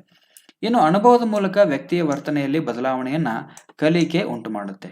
ಶಿಕ್ಷಕರಿಂದ ಬಯಸ್ಕೊಂಡಿರ್ತಕ್ಕಂಥ ವಿದ್ಯಾರ್ಥಿ ಸುಮ್ಮನೆ ಕುಳಿತುಕೊಳ್ತಾನೆ. ಉದಾಹರಣೆ ನೋಡಿ, ಶಿಕ್ಷಕರಿಂದ ಬಯಸ್ಕೊಂಡಿರ್ತಕ್ಕಂಥ ವಿದ್ಯಾರ್ಥಿ ಏನ್ ಮಾಡ್ತಾನೆ ಅಂದ್ರೆ, ನನಗೆ ಮತ್ತೆ ಶಿಕ್ಷಕರು ಬೈತಾರೆ ಅಂತ ಸುಮ್ಮನೆ ಕೂತ್ಕೋತಾನೆ. ಇನ್ನು ಮೌಲ್ಯ ಶಿಕ್ಷಣ, ನೀತಿ ಕತೆ ಕೇಳಿರ್ತಕ್ಕಂಥ ವಿದ್ಯಾರ್ಥಿಗಳು ನೀತಿವಂತರಾಗಿ ಬದುಕೋದು. ನಾವು ಪ್ರಾಥಮಿಕ ಶಾಲೆಗಳಿಂದ ಬಹಳಷ್ಟು ನೀತಿ ಪಾಠಗಳನ್ನ, ನೀತಿ ಕಥೆಗಳನ್ನ ಕೇಳ್ಕೊಂಡು ಬಂದಿದ್ದೀವಿ. 3 ಕೊಡಲಿಯ ಕತೆ, ಆ ಕಥೆಯನ್ನ ನಾವೆಲ್ಲರೂ ಓದಿದ್ದೀವಿ, ನೀತಿಯನ್ನ ಕಲ್ತ್ಕೊಂಡಿದ್ದೀವಿ. ಹೌದಾ? ಒಂದು ಸಣ್ಣ ಉದಾಹರಣೆ ಹೇಳ್ತೀನಿ ನಿಮಗೆ. ಆ ಕಥೆಯಲ್ಲಿ ಏನ್ ಹೇಳ್ತಾರೆ ಅಂತಂದ್ರೆ, ಒಬ್ಬ ಬಡವ ಕಟ್ಟಿಗೆ ಕಡಿಲಿಕ್ಕೆ ಹೋದ. ಕೊಳದ ದಂಡೆಯಲ್ಲಿ ಇರ್ತಕ್ಕಂಥ ಒಣ ಕಟ್ಟಿಗೆಯನ್ನು ಕಡಿಯುವಾಗ ಆತನ ಕೊಡಲಿ ಜಾರಿ ನೀರಲ್ಲಿ ಬೀಳುತ್ತೆ. ನೀರಲ್ಲಿ ಬಿದ್ದಾಗ ಆತ ಗೋಳಾಡಿ ಅಳ್ಳಿಕ್ಕೆ ಆರಂಭ ಮಾಡ್ತಾನೆ. ಆತನಿಗೆ ದುಃಖ ಆಗತ್ತೆ. ಆಗ ಜಲದೇವತೆ ಬಂದು ನೀರಿನಲ್ಲಿ ಮುಳುಗಿ ಒಂದು ಬೆಳ್ಳಿಯ ಕೊಡ್ಲಿಯನ್ನು ತರ್ತಾಳೆ. ಅದು ಆತ ನಂದಲ್ಲ ಅಂತ ಹೇಳ್ತಾನೆ. ಅದಾದ ನಂತರ ಮತ್ತೊಮ್ಮೆ ಮುಳುಗಿ ಬಂಗಾರದ ಕೊಡ್ಲಿಯನ್ನು ತರ್ತಾಳೆ. ಆಗ್ಲೂ ಕೂಡ ಇದು ನಂದಲ್ಲ ಅಂತ ಆತ ಹೇಳ್ತಾನೆ. ಅದಾದ ನಂತರ ಆ ಜಲದೇವತೆ ಮತ್ತೆ ನೀರಲ್ಲಿ ಮುಳುಗಿ ಸಾಮಾನ್ಯವಾಗಿ ಆತ ಉಪಯೋಗಿಸ್ತಕ್ಕಂಥ ಕೊಡಲಿಯನ್ನು ತಂದಾಗ, ಹೌದು ಇದು ನನ್ನ ಕೊಡಲಿ ಅಂತ ಹೇಳ್ತಾನೆ. ಈ ಕಥೆಯನ್ನು ನಾವೆಲ್ಲ ಕೇಳ್ಕೊಂಡು ಬಂದಿದ್ದೀವಿ. ಈ ಕಥೆಯಿಂದ ನಾವೇನು ಕಲಿತೀವಿ ಅಂತ, ನಾವು ಪ್ರಾಮಾಣಿಕರಾಗಿರ್ಬೇಕು ಅನ್ನೋವಂಥದ್ದನ್ನ ಕಲ್ತ್ಕೊಳ್ತೀವಿ. ನಮ್ಮದೇನಿದೆಯೋ ಅದಷ್ಟೇ ನಮ್ಮದು ಅಂತ ಹೇಳಬೇಕು ಅಂತ ಅಂತೀವಿ. ಇವತ್ತು ಸರ್ಕಾರಿ ಹುದ್ದೆಗೆ ಸೇರಿದ ನಂತರ, ದೊಡ್ಡ ದೊಡ್ಡ ಹುದ್ದೆಗಳನ್ನ ಹಿಡ್ಕೊಂಡ ನಂತರ ಜನರಿಗೆ ಅನ್ಯಾಯ ಮಾಡಿ ಅವರ ಲಂಚದ ಹಣವನ್ನು ತಿಂದು ನಾವು ಬದುಕ್ತಾ ಇದ್ದೀವಿ ಅಂತಂದ್ರೆ, ಮತ್ತೆ ಈ ಮೌಲ್ಯ ಶಿಕ್ಷಣ, ನೀತಿ ಇದೆಲ್ಲ ಯಾಕೆ? ಈ ಕಥೆಗಳನ್ನ ಯಾಕೆ ಹೇಳೋದು ಮಕ್ಕಳಿಗೆ? ನಾವು ಏನಾಗಬೇಕಾಗಿದೆ ಇವತ್ತು ಅಂತಂದ್ರೆ, ಸಮಾಜದಲ್ಲಿ ನೀತಿವಂತರಾಗಿ ಬದುಕಬೇಕಾಗಿದೆ. ಮತ್ತೊಬ್ಬರ ವಸ್ತುಗಳಿಗೆ ಆಸೆ ಪಡದೆ, ಮತ್ತೊಬ್ಬರ ಸಂಪತ್ತಿಗೆ ಆಸೆ ಪಡದೆ, ಅತಿ ಹೆಚ್ಚು ಲೋಭತನಕ್ಕೆ ಒಳಗಾಗದೆ ನೀತಿವಂತರಾಗಿ ಬದುಕಬೇಕು ಅನ್ನುವಂಥದ್ದನ್ನ ನಾವು ಬಹಳಷ್ಟು ಸಣ್ಣ ವಯಸ್ಸಿನಿಂದ ಕಲ್ತ್ಕೊಂಡು ಬಂದರೂ ಕೂಡ, ನಾವು ಇವತ್ತು ಉದ್ಯೋಗಕ್ಕೆ ಸೇರಿದ ನಂತರ, ಯಾವುದೋ ಒಂದು ಇಲಾಖೆಗೆ ಸೇರಿದ ನಂತರ ಅಲ್ಲಿ ಸಾಮಾನ್ಯ ಜನರನ್ನ ಅಥವಾ ಬಡವರನ್ನ ಅಥವಾ ಯಾರೋ ಇದ್ದವರನ್ನ ದೋಚಿ ನಾವು ಆಸ್ತಿ ಮಾಡ್ಕೊಳ್ಳಿಕ್ಕೆ ಹೋಗ್ತೀವಿ. ಅದು ಎಷ್ಟರ ಮಟ್ಟಿಗೆ ನೀತಿ ಅನ್ನುವಂಥದ್ದು ಸಾಮಾನ್ಯವಾಗಿ ಮೂಡ್ತಕ್ಕಂಥ ಪ್ರಶ್ನೆ. ಅದೇನೇ ಇರಲಿ, ಇಲ್ಲಿ ಅನುಭವದ ಮೂಲಕ ವ್ಯಕ್ತಿಯ ವರ್ತನೆಗಳಲ್ಲಿ ಏನಾಗ್ತಾ ಹೋಗುತ್ತೆ ಅಂದ್ರೆ, ಕಲಿಕೆ ಅನ್ನುವಂಥದ್ದು, ಬದಲಾವಣೆ ಅನ್ನುವಂಥದ್ದು ಉಂಟಾಗ್ತಾ ಹೋಗುತ್ತೆ. ಇನ್ನು ಕಲಿಕೆಯು ನಿರ್ದಿಷ್ಟ ಗುರಿಗಳನ್ನು ಹೊಂದಿದೆ. ಕಲಿಕೆ ನಿರ್ದಿಷ್ಟ ಗುರಿಗಳನ್ನ ಹೊಂದಿದೆ. ನಾವು ಯಾಕೆ ಶಿಕ್ಷಣವನ್ನು ಪಡೀತೀವಿ? 1ನೇ ತರಗತಿಯಿಂದ ಪೋಸ್ಟ್ ಗ್ರಾಜುಯೇಷನ್ ತನಕ ಯಾಕೆ ಓದ್ತೀವಿ ಅಂತಂದ್ರೆ, ನಮಗೆ ಒಂದು ನಿರ್ದಿಷ್ಟ ಗುರಿ ಇದೆ. ನಾವು ಚೆನ್ನಾಗಿ ಓದಿದ್ವಿ, ಚೆನ್ನಾಗಿ ಪರೀಕ್ಷೆಗಳನ್ನ ಬರೆದ್ವಿ ಅಂತಂದ್ರೆ ನಮಗೊಂದು ಸರ್ಕಾರಿ ಉದ್ಯೋಗ ಸಿಗುತ್ತೆ. ಹೀಗಾಗಿ ಈ ಕಲಿಕೆ ಏನ್ ಮಾಡುತ್ತೆ ಅಂದ್ರೆ, ನಿರ್ದಿಷ್ಟ ಗುರಿಗಳನ್ನ ಹೊಂದಿದೆ. ಉದಾಹರಣೆಗೆ ಸರ್ಕಾರಿ ಉದ್ಯೋಗ ಪಡಿಬೇಕು ಅಂತ ಚೆನ್ನಾಗಿ ಕಲಿಯುವಂಥದ್ದು. ಇನ್ನು ಪ್ರಚೋದನೆ ಮತ್ತು ಪ್ರತಿಕ್ರಿಯೆ ನಡುವೆ ಬಂಧವನ್ನ ಉಂಟು ಮಾಡುತ್ತೆ. ಅರ್ಥ ಆಗ್ತಿದೆಯಾ? ಕಲಿಕೆ ಏನ್ ಮಾಡುತ್ತೆ ಅಂದ್ರೆ, ಪ್ರಚೋದನೆ ಮತ್ತು ಪ್ರತಿಕ್ರಿಯೆ ನಡುವೆ ಬಂಧವನ್ನು ಉಂಟು ಮಾಡುತ್ತೆ. ಪರೀಕ್ಷೆಗೆ ನೋಟಿಫಿಕೇಶನ್ ಆದಾಗ ನಾವು ಚೆನ್ನಾಗಿ ಓದಲಿಕ್ಕೆ ಆರಂಭ ಮಾಡ್ತೀವಿ. ಅಲ್ಲಿ ಪ್ರಚೋದನೆ ಮತ್ತು ಪ್ರತಿಕ್ರಿಯೆ ಎರಡೂ ಇದೆ. ಈ ಎರಡರ ನಡುವೆ ಕಲಿಕೆ ಏನ್ ಮಾಡುತ್ತೆ ಅಂದ್ರೆ ಬಂಧವನ್ನ ಉಂಟು ಮಾಡುತ್ತೆ. ಅಂದರೆ ಎಕ್ಸಾಮ್ಗೆ ಯಾವುದೋ ಒಂದು ಹೈಸ್ಕೂಲ್ ಟೀಚರ್ಸ್ಗೂ ಯಾವುದೋ GPSTRಗೂ ಯಾವುದೋ ಒಂದು ನೋಟಿಫಿಕೇಶನ್ ಆದಾಗ, ಯಾವುದೋ ಒಂದು ಅಕೌಂಟ್ ಅಸಿಸ್ಟೆಂಟ್ಗೂ ಯಾವುದೋ ಒಂದು ನೋಟಿಫಿಕೇಶನ್ ಆದಾಗ ನಾವೇನು ಮಾಡ್ತೀವಿ ಅಂದರೆ ಚೆನ್ನಾಗಿ ಓದಲಿಕ್ಕೆ ಆರಂಭ ಮಾಡ್ತೀವಿ. ಇಲ್ಲಿ ಪ್ರಚೋದನೆ ಮತ್ತು ಪ್ರತಿಕ್ರಿಯೆ. ಪ್ರಚೋದನೆ ಏನು ಅಂತಂದರೆ ಉದ್ಯೋಗ ಪಡಿಬೇಕು ಅನ್ನುವಂಥದ್ದು. ಪ್ರತಿಕ್ರಿಯೆ ನಾವೇನು ಮಾಡ್ತೀವಿ ಅಂತಂದರೆ ಓದಲಿಕ್ಕೆ ಆರಂಭ ಮಾಡ್ತೀವಿ. ಪರೀಕ್ಷೆಗೆ ನೋಟಿಫಿಕೇಶನ್ ಆದ ಕೂಡಲೇ ನಾವು ಓದಲಿಕ್ಕೆ ಆರಂಭ ಮಾಡ್ತೀವಿ. ಇನ್ನು ದೈಹಿಕ ಮತ್ತು ಮಾನಸಿಕ 2 ವಿಧದ ಚಟುವಟಿಕೆಗಳನ್ನು ಈ ಕಲಿಕೆ ಒಳಗೊಂಡಿದೆ. ಉದಾಹರಣೆಗೆ ಮಕ್ಕಳು ಕ್ರೀಡೆ ಮತ್ತು ಸಾಂಸ್ಕೃತಿಕ ಚಟುವಟಿಕೆಗಳಲ್ಲಿ ಭಾಗವಹಿಸೋದು. ದೈಹಿಕ ಮತ್ತು ಮಾನಸಿಕ. ಈ ಕ್ರೀಡೆಗಳು ಅಂತ ಬಂದಾಗ ಏನಾಗುತ್ತೆ ಅಂದರೆ ಒಳಾಂಗಣ ಆಟಗಳು ಅಂತ ಕೂಡ ಬರ್ತವೆ. ಇನ್ನು ಸಾಂಸ್ಕೃತಿಕ ಚಟುವಟಿಕೆಗಳು ಅಂತ ಬಂದಾಗ ಅಲ್ಲಿ ದೈಹಿಕ ಚಟುವಟಿಕೆಗಳು ಇರ್ತವೆ, ಮಾನಸಿಕ ಚಟುವಟಿಕೆಗಳು ಕೂಡ ಇರ್ತವೆ. ಇನ್ನು ಕಲಿಕೆಯು ಪೂರ್ವಾನುಭವ ಮತ್ತು ತರಬೇತಿಯನ್ನು ಅವಲಂಬಿಸಿರುತ್ತೆ. ಉದಾಹರಣೆಗೆ ಕಾರ್ ಓಡಿಸುವುದು ಕಲ್ತವನು ಅದೇ ರೀತಿಯ ಬೇರೆ ವಾಹನಗಳನ್ನು ಓಡಿಸೋದು. ಟೈಪ್ ಮಾಡೋದನ್ನು ಕಲ್ತವನು ಕಂಪ್ಯೂಟರ್ ಟೈಪಿಂಗನ್ನು ಸುಲಭವಾಗಿ ಮಾಡಬಹುದು. ಸ್ವಲ್ಪ ಇಲ್ಲಿ ಟೈಪಿಂಗಲ್ಲಿ ಏನೋ ಮಿಸ್ಟೇಕ್ ಆಗಿದೆ. ಕಲಿಕೆ ಏನು ಮಾಡುತ್ತೆ ಅಂದರೆ ಪೂರ್ವಾನುಭವ ಮತ್ತು ತರಬೇತಿಯನ್ನು ಅವಲಂಬಿಸಿರುತ್ತೆ. ಉದಾಹರಣೆಗೆ ಕಾರ್ ಓಡಿಸೋದನ್ನು ಕಲ್ತವನು ಅದೇ ರೀತಿ ಬೇರೆ ವಾಹನಗಳನ್ನು ಓಡಿಸ್ಬೋದು. ಜೊತೆಗೆ ಟೈಪ್ ರೈಟರಲ್ಲಿ ಟೈಪ್ ಮಾಡೋದನ್ನು ಕಲ್ತವನು ಕಂಪ್ಯೂಟರ್ ಟೈಪಿಂಗ್ ಮಾಡಲಿಕ್ಕೆ ಆತನಿಗೆ ಬಹಳಷ್ಟು ಸುಲಭ ಆಗುತ್ತೆ. ಇನ್ನು ಕಲಿಕೆಯ ವೇಗ ಬಾಲ್ಯದಲ್ಲಿ ಹೆಚ್ಚಾಗಿರುತ್ತೆ, ಕ್ರಮೇಣ ಅದು ಕಡಿಮೆ ಆಗುತ್ತಾ ಸಾಗುತ್ತೆ. ಇದು ಕಲಿಕೆಯ ಲಕ್ಷಣಗಳ ಬಗ್ಗೆ ಹೇಳ್ತಾ ಇದ್ದೀನಿ ನಾನು. ಕಲಿಕೆಯ ವೇಗ ಬಾಲ್ಯದಲ್ಲಿ ಹೆಚ್ಚಾಗಿರುತ್ತೆ, ಕ್ರಮೇಣ ಅದೇನಾಗ್ತಾ ಹೋಗುತ್ತೆ ಅಂದರೆ ಕಡಿಮೆ ಆಗುತ್ತಾ ಬರುತ್ತೆ. ಉದಾಹರಣೆಗೆ ಬಾಲ್ಯದಲ್ಲಿ ದೊಡ್ಡ ದೊಡ್ಡ ಪದ್ಯಗಳನ್ನು ಕಂಠಪಾಠ ಮಾಡುವಂಥ ಮಕ್ಕಳು ದೊಡ್ಡವರಾದ ಮೇಲೆ ಕಂಠಪಾಠ ಮಾಡಲಿಕ್ಕೆ ಆಗೋದೇ ಇಲ್ಲ. ಬಾಲ್ಯದಲ್ಲಿ ಇರ್ತಕ್ಕಂಥ ಮಕ್ಕಳು ದೊಡ್ಡ ದೊಡ್ಡ ಪದ್ಯಗಳನ್ನು ಕಂಠಪಾಠ ಮಾಡ್ತಾ ಇರ್ತಾರೆ. ಅದೇ ಅವರು ದೊಡ್ಡವರಾದ ಮೇಲೆ ಆ ಪದ್ಯಗಳನ್ನು ಕಂಠಪಾಠ ಮಾಡಲಿಕ್ಕೆ ಅವರಿಗೆ ಆಗೋದಿಲ್ಲ. ಅಂದರೆ ಕಲಿಕೆಯ ವೇಗ ಬಾಲ್ಯದಲ್ಲಿ ಹೆಚ್ಚಾಗಿರುತ್ತೆ, ಅದು ಕ್ರಮೇಣ ಏನಾಗ್ತಾ ಹೋಗುತ್ತೆ ಅಂದರೆ ವಯಸ್ಸಾದಂಗೆ ಕಡಿಮೆ ಆಗ್ತಾ ಬರುತ್ತೆ. ಇನ್ನು ಈ ಕಲಿಕೆ ಸದಾ ಬದಲಾವಣೆಯನ್ನು ಬಯಸುತ್ತದೆ ಮತ್ತು ಈ ಬದಲಾವಣೆ ಪೂರ್ವಜ್ಞಾನವನ್ನು ಅವಲಂಬಿಸಿರುತ್ತೆ. ಉದಾಹರಣೆಗೆ ಮನೆಯಲ್ಲಿ ತಟ್ಟೆ ಬಡಿದುಕೊಂಡು ಭಾವಗೀತೆ ಹೇಳ್ತಾ ಇರ್ತಕ್ಕಂಥ ವ್ಯಕ್ತಿ ಮೈಕ್, ತಬಲಾ, ಹಾರ್ಮೋನಿಯಂ ಉಪಕರಣ ಬಳಸಿಕೊಂಡು ಹಾಡನ್ನು ಹೇಳ್ತಾನೆ ಮುಂದೆ. ಅಂದರೆ ಸದಾ ಇದು ಬದಲಾವಣೆಯನ್ನ ಬಯಸ್ತಾ ಇರುತ್ತೆ ಅಂದರೆ ಮತ್ತು ಪೂರ್ವಜ್ಞಾನವನ್ನ ಅವಲಂಬಿಸಿರುತ್ತೆ. ಒಂದು ಉದಾಹರಣೆಯನ್ನ ಇಲ್ಲಿ ಹೇಳಿದೆ ನಾನು. ಮನೆಯಲ್ಲಿ ತಟ್ಟೆ ಬಡ್ಕೊಂಡು ಭಾವಗೀತೆ ಹಾಡ್ತಕ್ಕಂಥ ಒಬ್ಬ ವ್ಯಕ್ತಿ ಮುಂದೆ ಏನ್ ಮಾಡ್ತಾನೆ ಅಂತಂದ್ರೆ ಮೈಕ್, ತಬಲಾ, ಹಾರ್ಮೋನಿಯಂ ಉಪಕರಣಗಳನ್ನು ಬಳಸಿಕೊಂಡು ಹಾಡನ್ನ ಹೇಳ್ತಾನೆ. ಇನ್ನು ಕಲಿಕೆ ವೈಯಕ್ತಿಕ ಭಿನ್ನತೆಯನ್ನು ಒಳಗೊಂಡಿರುತ್ತೆ, ಜೊತೆಗೆ ವೈವಿಧ್ಯಮಯವಾಗಿರುತ್ತೆ. ಉದಾಹರಣೆಗೆ ಆಟಕ್ಕೆ ಬಿಟ್ಟಾಗ ಎಲ್ಲಾ ಮಕ್ಕಳು ಅವರವರ ಆಸಕ್ತಿಗಳಿಗೆ ತಕ್ಕಂತೆ ಆಟವನ್ನು ಆಡ್ತಾರೆ. ಅರ್ಥ ಆಗ್ತಿದೆಯಾ? ವೈಯಕ್ತಿಕ ಭಿನ್ನತೆಯನ್ನು ಒಳಗೊಂಡಿರುತ್ತೆ ಕಲಿಕೆ, ಜೊತೆಗೆ ವೈವಿಧ್ಯಮಯವಾಗಿರುತ್ತೆ. ಆಟಕ್ಕೆ ಬಿಟ್ಟಾಗ ಎಲ್ಲಾ ಮಕ್ಕಳು ಒಂದೇ ಆಟವನ್ನು ಆಡೋದಿಲ್ಲ. ಅವರವರ ಆಸಕ್ತಿ ಯಾವ ರೀತಿ ಇದೆ, ಅವರ ಮನಸ್ಥಿತಿ ಯಾವ ರೀತಿ ಇದೆ, ಆ ಮನಸ್ಥಿತಿಗೆ ತಕ್ಕಂತೆ ಅವರು ಆಟಗಳನ್ನು ಆಡ್ತಾರೆ. ಇನ್ನು ಬಾಲ್ಯದಲ್ಲಿ ಮಾರ್ಗದರ್ಶನದ ಮೂಲಕ, ನಂತರ ಕ್ರಮೇಣ ಇದು ಅನುಭವದ ಮೂಲಕ ಉಂಟಾಗತ್ತೆ. ಕಲಿಕೆ ಬಾಲ್ಯದಲ್ಲಿ ಮಾರ್ಗದರ್ಶನದ ಮೂಲಕ ಆದರೆ ಮುಂದೆ ಹೋದಂಗೆ ಅನುಭವಗಳ ಮೂಲಕ ಕಲಿಕೆ ಆಗತ್ತೆ. ಉದಾಹರಣೆಗೆ ಬಾಲ್ಯದಲ್ಲಿ ಊಟಕ್ಕೆ ಕುಳಿತುಕೊಳ್ಳುವ ಮೊದಲು ಕೈಕಾಲು ತೊಳೆದುಕೊಳ್ಳಬೇಕು ಅನ್ನುವಂಥದ್ದನ್ನು ಕಲಿತಿರ್ತಕ್ಕಂಥ ಮಗು ನಂತರ ಇದನ್ನ ತಾನೇ ಮಾಡತ್ತೆ. ಬಾಲ್ಯದಲ್ಲಿ ಮಕ್ಕಳಿಗೆ ನಾವು ಏನ್ ಮಾಡಬೇಕು ಅಂದ್ರೆ ಮಾರ್ಗದರ್ಶನ ಮಾಡಬೇಕು. ಊಟ ಮಾಡೋದಕ್ಕಿಂತ ಮೊದಲು ಚೆನ್ನಾಗಿ ಕೈ ತೊಳ್ಕುವಂತ ಮಕ್ಕಳಿಗೆ ನಾವು ಮಾರ್ಗದರ್ಶನ ಮಾಡ್ತೀವಿ ಸಣ್ಣವರಿದ್ದಾಗ. ಅದೇ ಮಗು ಮುಂದೆ ದೊಡ್ಡವನಾದಾಗ ಏನ್ ಮಾಡುತ್ತೆ ಅಂದ್ರೆ, ಹೌದು ನಾನು ಊಟಕ್ಕಿಂತ ಮೊದಲು ಕೈ ತೊಳ್ಕೋಬೇಕು ಅಂತ ಅದೇ ಊಟಕ್ಕೆ ಬರೋಕ್ಕಿಂತ ಮುಂಚೆ ಕೈಯನ್ನ ಸ್ವಚ್ಛವಾಗಿ ತೊಳ್ಕೊಂಡು ಬರುತ್ತೆ. ಇನ್ನು ಕಲಿಕೆಯು ಪರಿಪಕ್ವನದಿಂದ ಉಂಟಾಗುವಂತ ವರ್ತನೆಯಲ್ಲಿನ ಬದಲಾವಣೆ. ಉದಾಹರಣೆಗೆ ವಯಸ್ಸಾದಂತೆ ಮಗುವು ಸ್ವಯಂ ಕಲಿಯುವುದು ಮತ್ತು ಸ್ವಾವಲಂಬಿಯಾಗಿ ಕೆಲಸ ಮಾಡುವಂಥದ್ದನ್ನ ಕಲಿಯುತ್ತೆ. ಪರಿಪಕ್ವತೆಯಿಂದ ವರ್ತನೆಯಲ್ಲಿ ಉಂಟಾಗ್ತಕ್ಕಂಥ ಬದಲಾವಣೆ ಅದು. ಆರಂಭದಲ್ಲಿ ಮಗು ಏನ್ ಮಾಡುತ್ತೆ ಅಂದ್ರೆ ಯಾರೋ ಹೇಳಿಕೊಟ್ಟಾಗ ಮಾಡ್ತಾ ಇರುತ್ತೆ, ನಂತರ ಬರ್ಬರ್ತಾ ಸ್ವಂತ ಕಲಿಯುತ್ತೆ, ಜೊತೆಗೆ ಸ್ವಾವಲಂಬಿಯಾಗಿ ಕೆಲಸ ಮಾಡುವಂಥದ್ದನ್ನ ಕಲಿಯುತ್ತೆ. ಇದಿಷ್ಟು ಕಲಿಕೆಯ ಲಕ್ಷಣಗಳಿಗೆ ಸಂಬಂಧಪಟ್ಟಂತೆ. ಇನ್ನು ನಾವು ನೇರವಾಗಿ ಬಾಲ್ಯಾವಸ್ಥೆಗೆ ಹೋಗೋಣ. ಇಲ್ಲಿ ವಿಕಾಸದ ಹಂತಗಳಿಗೆ ಸಂಬಂಧಪಟ್ಟಂತೆ ವಿಕಾಸ ಅಂದ್ರೆ ಏನು, ಬೆಳವಣಿಗೆ ಅಂದ್ರೆ ಏನು ಕೊಟ್ಟಿಲ್ಲ ಅವರು. ಇಲ್ಲಿ ಅವ್ರು ನೇರವಾಗಿ ಏನ್ ಹೇಳಿದ್ದಾರೆ ಅಂದ್ರೆ ಮೊದಲನೇ ಅಂಶದಲ್ಲಿ ಬಾಲ್ಯದಿಂದನೇ ಆರಂಭ ಮಾಡಿದ್ದಾರೆ. ಹೀಗಾಗಿ ಇಲ್ಲಿ ನಾವು ಬಾಲ್ಯಾವಸ್ಥೆಯನ್ನ ನೇರವಾಗಿ ತಿಳ್ಕೊಳ್ಳೋಣ. ಮುಂದಿನ ಅಂಶಗಳಲ್ಲಿ ಏನು ಬಂದಿದೆ ಅಂದ್ರೆ ಬೆಳವಣಿಗೆ ಮತ್ತು ವಿಕಾಸ ಅಂತ ಬಂದಾಗ ಆ ಬೆಳವಣಿಗೆ ಅಂದ್ರೆ ಏನು, ವಿಕಾಸ ಅಂದ್ರೆ ಏನು, ಅದರ ಬಗ್ಗೆ ಕೂಡ ನಾನು ಡೀಟೇಲ್ ಆಗಿ ನಿಮಗೆ ಹೇಳ್ತಾ ಹೋಗ್ತೀನಿ. ಇನ್ನು ಬಾಲ್ಯಾವಸ್ಥೆಯನ್ನು ಮುಖ್ಯವಾಗಿ ನಾವು 2 ಭಾಗವಾಗಿ ವಿಂಗಡಣೆ ಮಾಡ್ಕೊಳ್ತೀವಿ. ಮೊದಲನೇದು ಪೂರ್ವ ಬಾಲ್ಯ, ಎರಡನೇದು ಉತ್ತರ ಬಾಲ್ಯ. ಮೊದಲಿಗೆ ನಾವು ಪೂರ್ವ ಬಾಲ್ಯದ ಬಗ್ಗೆ ಸಂಪೂರ್ಣವಾಗಿ ತಿಳ್ಕೊಳ್ತಾ ಹೋಗೋಣ. ಈ ಪೂರ್ವ ಬಾಲ್ಯ ಯಾವಾಗ ಆರಂಭ ಆಗುತ್ತೆ ಅಂದ್ರೆ 2ನೇ ವರ್ಷದ ಕೊನೆಯಿಂದ ಆರಂಭವಾಗಿ 6ನೇ ವರ್ಷದವರೆಗೆ ಮುಂದುವರಿಯುತ್ತೆ. ಸಾಮಾನ್ಯವಾಗಿ ಈ ಹಂತವನ್ನ ಕ್ರೋಢೀಕರಣ ಹಂತ, ಶಾಲಾ ಪೂರ್ವ ಹಂತ ಅಂತ ಕರೀತಾರೆ. ಯಾಕಂದ್ರೆ ಈ ಹಂತದಲ್ಲಿ 2 ವರ್ಷದಿಂದ 6 ವರ್ಷದ ಅವಧಿಯ ಮಗು ಶಾಲೆಗೆ ಹೋಗಿರೋದಿಲ್ಲ, ಶಾಲೆಗೆ ಹೋಗ್ಲಿಕ್ಕೆ ರೆಡಿ ಆಗಿರುತ್ತೆ.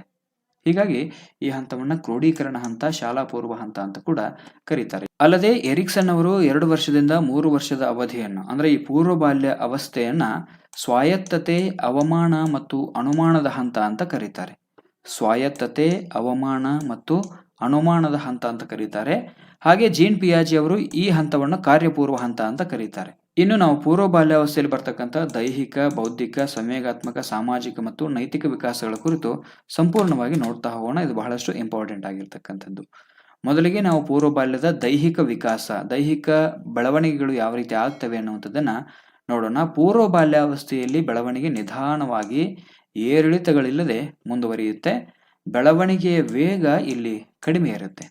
2ರಿಂದ 6 ವರ್ಷದ ಅವಧಿ ಆಗಿರೋದ್ರಿಂದಾಗಿ ಈ 2ರಿಂದ 6 ವರ್ಷದ ಅವಧಿಯಲ್ಲಿ ಬೆಳವಣಿಗೆಯ ವೇಗ ಕಡಿಮೆ ಇರುತ್ತೆ. ಜೊತೆಗೆ ಇಲ್ಲಿ ಗಟ್ಟಿ ಆಹಾರದ ಸೇವನೆ, ಮಲಮೂತ್ರ ವಿಸರ್ಜನೆಯಲ್ಲಿ ನಿಯಂತ್ರಣ, ಲಿಂಗಾನುಸಾರ ಅಂಗಾಂಗಗಳ ಬೆಳವಣಿಗೆ, ಮಾತನಾಡುವಂತಹ ಸಾಮರ್ಥ್ಯ, ಶಾರೀರಿಕವಾದ ದೃಢತೆ, ಅಸ್ಥಿಗಳು ಗಟ್ಟಿಯಾಗುವುದು, ಹಾಲು ಹಲ್ಲುಗಳು ಬೀಳುವುದು. ನೆನಪಿರಲಿ, ಹಾಲು ಹಲ್ಲುಗಳು ಬೀಳ್ತವೆ ಈ ಹಂತದಲ್ಲಿ. ಜೊತೆಗೆ ಆಹಾರ ಸೇವನೆ, ನಿದ್ರೆ, ರೋಗಗಳು ಬೇಗ ಹರಡ್ತವೆ ಮಕ್ಕಳಲ್ಲಿ. ಉದರ ಚಪ್ಪಟೆಯಾಗುವುದು, ಎದೆ ಅಗಲವಾಗುವುದು, ಕೈಕಾಲು ಸ್ನಾಯುಗಳು ಬಲವಾಗುವುದು, ಸ್ವತಃ ತಾವೇ ಕೆಲಸ ಮಾಡುವುದು ಇತ್ಯಾದಿ ಲಕ್ಷಣಗಳು ಈ ಹಂತದಲ್ಲಿ ಕಂಡು ಬರ್ತವೆ. ಅರ್ಥ ಆಯ್ತಾ? 2ರಿಂದ 6 ವರ್ಷದ ಅವಧಿ. ಈ 6 ವರ್ಷದ ಅವಧಿಯವರೆಗೆ ಈ ಎಲ್ಲ ಲಕ್ಷಣಗಳು ಕಂಡು ಬರ್ತವೆ. ಇನ್ನು ಹುಡುಗ ಹುಡುಗಿಯರಲ್ಲಿ ದೈಹಿಕ ಬೆಳವಣಿಗೆಗಳು ಒಂದೇ ರೀತಿ ಇದ್ದು, ಅಸ್ಥಿಗಳು ಗಟ್ಟಿ ಮತ್ತು ಹಾಲು ಹಲ್ಲುಗಳ ಬೀಳುವಿಕೆಯಲ್ಲಿ ಹುಡುಗಿಯರು ಹುಡುಗರಿಗಿಂತ ಮುಂದೆ ಇರ್ತಾರೆ. ಹುಡುಗ ಹುಡುಗಿಯರಲ್ಲಿ ದೈಹಿಕ ಬೆಳವಣಿಗೆ ಒಂದೇ ರೀತಿ ಇರ್ತದೆ. ಅಸ್ಥಿಗಳ ಗಟ್ಟಿ ಮತ್ತು ಹಾಲು ಹಲ್ಲುಗಳ ಬೀಳುವಿಕೆಯಲ್ಲಿ ಹುಡುಗರಿಗಿಂತ ಏನಾಗ್ತಾರೆ ಅಂತಂದ್ರೆ ಹುಡುಗಿಯರು ಮುಂದೆ ಇರ್ತಾರೆ. ಇನ್ನು ಈ ಹಂತವನ್ನು ಶಾಲಾ ಪೂರ್ವ ಹಂತ ಎಂದು ಕರೆಯಲಾಗುತ್ತೆ. ಯಾಕಂದ್ರೆ ಮಗು ಪ್ರಾಥಮಿಕ ಶಾಲೆಗೆ ಸೇರಲು ಪೂರ್ವಭಾವಿಯಾಗಿ ನರ್ಸರಿ ಶಾಲೆಗಳಲ್ಲಿ ಕಲಿಯುವ ಮೂಲಕ ತಯಾರಿಯನ್ನ ಮಾಡಿಕೊಳ್ತದೆ. ಅಂದ್ರೆ ಶಾಲೆಗೆ ಹೋಗೋದಕ್ಕಿಂತ ಪೂರ್ವದಲ್ಲಿ ನರ್ಸರಿ ಶಾಲೆಗಳಲ್ಲಿ ಅದು ಶಾಲೆಗೆ ಹೋಗ್ಲಿಕ್ಕೆ ರೆಡಿ ಆಗತ್ತೆ. ಇದನ್ನ ಶಾಲಾ ಪೂರ್ವ ಹಂತ ಅಂತ ಕರೀತಾರೆ. ಇನ್ನು ಈ ಹಂತದ ವಿಶೇಷತೆ ಏನು ಅಂತಂದ್ರೆ 5ನೇ ವರ್ಷದ ಕೊನೆಯಲ್ಲಿ ಹುಡುಗಿಯರು ಅದೇ ವಯಸ್ಸಿನ ಹುಡುಗರಿಗಿಂತ ಕಡಿಮೆ ಎತ್ತರ ಮತ್ತು ತೂಕವನ್ನು ಹೊಂದಿರ್ತಾರೆ. ಎರಡು ಒಂದೇ ವಯಸ್ಸಿನ ಗಂಡು ಮತ್ತು ಹೆಣ್ಣು ಮಗುವಿನಲ್ಲಿ ಏನಾಗುತ್ತೆ ಅಂದ್ರೆ ಹುಡುಗಿಯರು ಅದೇ ವಯಸ್ಸಿನ ಹುಡುಗರಿಗಿಂತ ಕಡಿಮೆ ಎತ್ತರ ಮತ್ತು ತೂಕವನ್ನು ಹೊಂದಿರ್ತಾರೆ. ಈ ಹಂತದಲ್ಲಿ ನಿಧಾನಗತಿ ಬೆಳವಣಿಗೆಯ ಶಿರ, ಮಂದಗತಿ ಬೆಳವಣಿಗೆಯ ಮುಂಡ ಮತ್ತು ಶೀಘ್ರಗತಿ ಕಾಲುಗಳ ಬೆಳವಣಿಗೆ ಕಂಡುಬರುತ್ತೆ. ಇಲ್ಲಿ ಶಿರ ಅಂದ್ರೆ ತಲೆಯ ಬೆಳವಣಿಗೆ ನಿಧಾನಗತಿಯಲ್ಲಿ ಕಂಡು ಬಂದರೆ ಮುಂಡದ ಬೆಳವಣಿಗೆ ಮಂದಗತಿಯಲ್ಲಿ ಇರುತ್ತೆ, ಕಾಲುಗಳ ಬೆಳವಣಿಗೆ ಶೀಘ್ರಗತಿಯಲ್ಲಿ ಇರುತ್ತೆ. ಅರ್ಥ ಆಗ್ತಿದೆಯಾ? ಪೂರ್ವ ಬಾಲ್ಯದ ದೈಹಿಕ ಬದಲಾವಣೆಗಳಲ್ಲಿದು. ಇನ್ನು ಎತ್ತರದ ವಿಚಾರಕ್ಕೆ ಬಂದಾಗ ವಾರ್ಷಿಕವಾಗಿ 3ನೇ ವರ್ಷದ ಕೊನೆಗೆ 9 ಸೆಂಟಿಮೀಟರ್, 4ನೇ ವರ್ಷದ ಕೊನೆಯಲ್ಲಿ 7 ಸೆಂಟಿಮೀಟರ್, 6ನೇ ವರ್ಷದ ಕೊನೆಯಲ್ಲಿ 6 ಸೆಂಟಿಮೀಟರ್ ಹೆಚ್ಚಳ ಕಂಡುಬರುತ್ತೆ. ತೂಕದಲ್ಲಿ ಸರಾಸರಿ 2ರಿಂದ 2.5 kg ಹೆಚ್ಚಳವನ್ನು ನಾವಿಲ್ಲಿ ಕಾಣಬಹುದು ಹಿಂದಿನ ಹಂತಕ್ಕೆ ಹೋಲಿಸಿಕೊಂಡಾಗ. ಇನ್ನು ಮೆದುಳು ಪರಿಪಕ್ವತೆಯನ್ನು ಹೊಂದಿ 90% ಬೆಳವಣಿಗೆಯನ್ನು ಹೊಂದಿರುತ್ತೆ. ಇದು ಬಹಳಷ್ಟು ಇಂಪಾರ್ಟೆಂಟ್ ಆಗಿರ್ತಕ್ಕಂಥದ್ದು. 90% ಮೆದುಳಿನ ಬೆಳವಣಿಗೆ ಯಾವ ಹಂತದಲ್ಲಿ ಆಗುತ್ತೆ ಅಂದ್ರೆ ಪೂರ್ವ ಬಾಲ್ಯದಲ್ಲಿನೇ ಆಗುತ್ತೆ. ಇನ್ನು ಈ ವಯಸ್ಸಿನಲ್ಲಿ ಮಕ್ಕಳು ನೆಗೆಯುವುದು, ಓಡುವುದು, ಜಿಗಿಯುವುದು, ಮರ ಹತ್ತುವುದು, ಕಬಡ್ಡಿ, ಖೋ ಖೋ ಮುಂತಾದ ಆಟಗಳನ್ನು ಆಡುವುದರ ಮೂಲಕ ಗತಿಶೀಲತೆ ಬೆಳವಣಿಗೆಯನ್ನ ಹೊಂದ್ತಾರೆ. ಈ ಹಂತದ ಕೊನೆಗೆ ಹಾಲು ಹಲ್ಲುಗಳು ಉದುರಿ 2 ಶಾಶ್ವತ ಹಲ್ಲುಗಳು ಹುಟ್ಟುತ್ತವೆ. ನೆನಪಿರ್ಬೇಕು ನಿಮಗೆ. ಈ ಹಂತದ ಕೊನೆಗೆ ಏನಾಗುತ್ತೆ ಅಂತಂದ್ರೆ ಹಾಲು ಹಲ್ಲುಗಳು ಉದುರಿ ಹೋಗಿ 2 ಶಾಶ್ವತವಾದ ಹಲ್ಲುಗಳು ಹುಟ್ಟುತ್ತವೆ. ಇದು ಪೂರ್ವ ಬಾಲ್ಯದ ದೈಹಿಕ ವಿಕಾಸಕ್ಕೆ ಸಂಬಂಧಪಟ್ಟಂತೆ ಆದರೆ ಇನ್ನು ಪೂರ್ವ ಬಾಲ್ಯದ ಬೌದ್ಧಿಕ ವಿಕಾಸವನ್ನು ನಾವು ನೋಡ್ತಾ ಹೋಗೋಣ. ಇದನ್ನ ಮಾನಸಿಕ ವಿಕಾಸ ಅಂತ ಕೂಡ ಕರೀತಾರೆ. ಈ ಹಂತದಲ್ಲಿ ಮಾನಸಿಕ ಬೆಳವಣಿಗೆಯು ಹೆಚ್ಚು ವಿಕಾಸ ಹೊಂದುವುದರ ಮೂಲಕ ಹೆಚ್ಚು ಸಮರ್ಪಕತೆಯನ್ನು ಪಡ್ಕೊಳ್ಳುತ್ತೆ. ಗಂಡು ಮತ್ತು ಹೆಣ್ಣಿಗೂ ವ್ಯತ್ಯಾಸ ಕಂಡು ಬರೋದಿಲ್ಲ. ಆದರೂ ಕೂಡ ಕ್ರಿಯಾಶೀಲ ಪದ ಸಂಪತ್ತು, ಸಾರ್ವತ್ರಿಕ ಪದಗಳ ಬಳಕೆ, ವಾಕ್ಯ ರಚನೆ, ಪರಿಕಲ್ಪನೆಗಳ ಜ್ಞಾನ ಇಬ್ಬರಲ್ಲೂ ಕೂಡ ಬೆಳೀತಾನೆ ಇರುತ್ತೆ. ಆದ್ದರಿಂದಲೇ ಜೀನ್ ಪಿಯಾಜೆ ಈ ಹಂತವನ್ನು ಕಾರ್ಯಪೂರ್ವ ಹಂತ ಅಂತ ಕರೀತಾರೆ. ಯಾಕಂದ್ರೆ ಈ ಹಂತದಲ್ಲಿ ಮಕ್ಕಳು ವ್ಯಕ್ತಿಗಳನ್ನ ಗುರುತಿಸುವಾಗ ಅಥವಾ ಗಮನಿಸುವಾಗ ಪದಗಳ ಅರ್ಥವನ್ನು ಗಮನಿಸದೆ ಅಮೂರ್ತ ಕಲ್ಪನೆಗಳನ್ನು ಸಂಕೇತಗಳ ಮೂಲಕ, ಪ್ರತಿಬಿಂಬಗಳ ಮೂಲಕ ನೆನಪಿನಲ್ಲಿ ಇಟ್ಟುಕೊಳ್ತಾರೆ. ನಂತರ ಕ್ರಮೇಣ ಶಾಲೆಗೆ ಹೋದರೂ ಕಲಿಯುವಾಗ ತನ್ನ ಕಣ್ಣ ಮುಂದೆ ಇರತಕ್ಕಂಥ ಮೂರ್ತ ಅಂಶಗಳನ್ನು ಹೆಚ್ಚು ಗಮನಿಸಿ ವೀಕ್ಷಿಸಿ ಏಕಚಿತ್ತದಿಂದ ಕಲಿತವೆ. ಉಳಿದಂತೆ ಅಮೂರ್ತ ಅಂಶಗಳನ್ನು ಯಾಂತ್ರಿಕವಾಗಿ ಕಲಿತವೆ ಹೊರತಾಗಿ ಅರ್ಥವನ್ನು ತಿಳ್ಕೊಳ್ಳೋದಿಲ್ಲ. ಅರ್ಥ ಆಯ್ತಾ? ಇಲ್ಲಿ ಮಕ್ಕಳು ಅಮೂರ್ತ ಅಂಶಗಳನ್ನ ಯಾಂತ್ರಿಕವಾಗಿ ಕಲಿತಾರೆ ಹೊರತಾಗಿ ಅವುಗಳ ಅರ್ಥವನ್ನ ತಿಳ್ಕೊಳ್ಳೋದಿಲ್ಲ. ಯಾಕಂದ್ರೆ ಮಗು ಆ ಹಂತದಲ್ಲಿ ಏನ್ ಮಾಡಿರುತ್ತೆ ಅಂದ್ರೆ ತನ್ನ ಕಣ್ಣು ಮುಂದೆ ಕಾಣ್ತಕ್ಕಂಥ ಮೂರ್ತ ಅಂಶಗಳನ್ನ ಮಾತ್ರ ಹೆಚ್ಚು ಗಮನದಲ್ಲಿ ಇಟ್ಕೊಂಡು ವೀಕ್ಷಿಸಿ ಏಕಚಿತ್ತದಿಂದ ಕಲಿಯುತ್ತೆ. ಹೀಗಾಗಿ ಅಮೂರ್ತ ಅಂಶಗಳನ್ನ ಏನ್ ಮಾಡುತ್ತೆ ಅಂದ್ರೆ ಮಗು ಯಾಂತ್ರಿಕವಾಗಿ ಕಲಿಯುತ್ತೆ. ಕೈ ಕೆಸರಾದ್ರೆ ಬಾಯ ಮೊಸರು ಅನ್ನುವಂಥ ವಾಕ್ಯವನ್ನ ಕಂಠಪಾಠ ಮಾಡುತ್ತೆ ಹೊರತಾಗಿ ಅದರ ಅರ್ಥವನ್ನು ತಿಳ್ಕೊಳ್ಳೋದಿಲ್ಲ. ಆದ್ದರಿಂದ ಮಕ್ಕಳಿಗೆ ಇಲ್ಲಿ ನಾವು ಏನ್ ಮಾಡ್ಬೇಕಾಗತ್ತೆ ಅಂದ್ರೆ ಶಿಕ್ಷಕರಾದವರು ಪೂರ್ವ ಬಾಲ್ಯದ ಹಂತದಲ್ಲಿ ಮಕ್ಕಳಿಗೆ ಉದಾಹರಣೆಗಳ ಮೂಲಕ ಸಾಕಷ್ಟು ನಿದರ್ಶನಗಳ ಮೂಲಕ ಏನ್ ಮಾಡ್ತಾ ಹೋಗ್ಬೇಕಾಗತ್ತೆ ಅಂದ್ರೆ ಮಕ್ಕಳಿಗೆ ಪಾಠವನ್ನ ಮಾಡ್ತಾ ಹೋಗ್ಬೇಕಾಗತ್ತೆ. ಯಾಕಂದ್ರೆ ಮಗು ಕೈ ಕೆಸರಾದ್ರೆ ಬಾಯ ಮೊಸರು ಅನ್ನುವಂತ ಗಾದೆಯನ್ನ ಕಂಠಪಾಠ ಮಾಡಿಬಿಡುತ್ತೆ ಅದು ಪೂರ್ವ ಬಾಲ್ಯದ ಮಗು. ಅದರ ಅರ್ಥವನ್ನ ತಿಳ್ಕೊಳ್ಳೋದಿಲ್ಲ.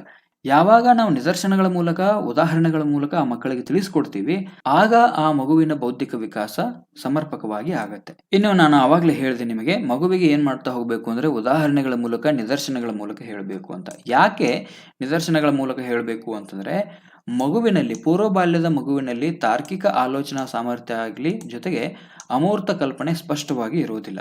ವೈಯಕ್ತಿಕ ಪರಿಕಲ್ಪನೆಗಳು, ಪರಿಸರದೊಂದಿಗೆ ಹೊಸ ಅನುಭವಗಳು, ಪರಿಸರವನ್ನು ಅನ್ವೇಷಿಸುವಂತ ಜ್ಞಾನ ಈ ಹಂತದಲ್ಲಿ ಏನಾಗ್ತಾ ಹೋಗುತ್ತೆ ಅಂದ್ರೆ ಕಂಡು ಬರುತ್ತೆ. ಜೊತೆಗೆ ಕೌಟುಂಬಿಕ ಮತ್ತು ಪರಿಸರದ ಸಂಬಂಧಗಳ ಬಗ್ಗೆ ನೈಜ ಪರಿಕಲ್ಪನೆಯನ್ನ ಮಗು ಇಲ್ಲಿ ಅರ್ಥ ಮಾಡ್ಕೊಳ್ತಾ ಹೋಗುತ್ತೆ. ಈ ಹಂತದ ಅಂತ್ಯದ ವೇಳೆಗೆ ಗಾತ್ರ, ಬಣ್ಣ, ಸಮಯ, ಕಾಲ, ತೂಕ, ಹಗಲು, ರಾತ್ರಿ, ಪ್ರಾಣಿಗಳು, ಪಕ್ಷಿಗಳು ಮುಂತಾದ ಕಲ್ಪನೆಗಳನ್ನು ಪ್ರತ್ಯಕ್ಷ ಅನುಭವದ ಮೂಲಕ ಮಗು ಪಡೆಯುತ್ತೆ.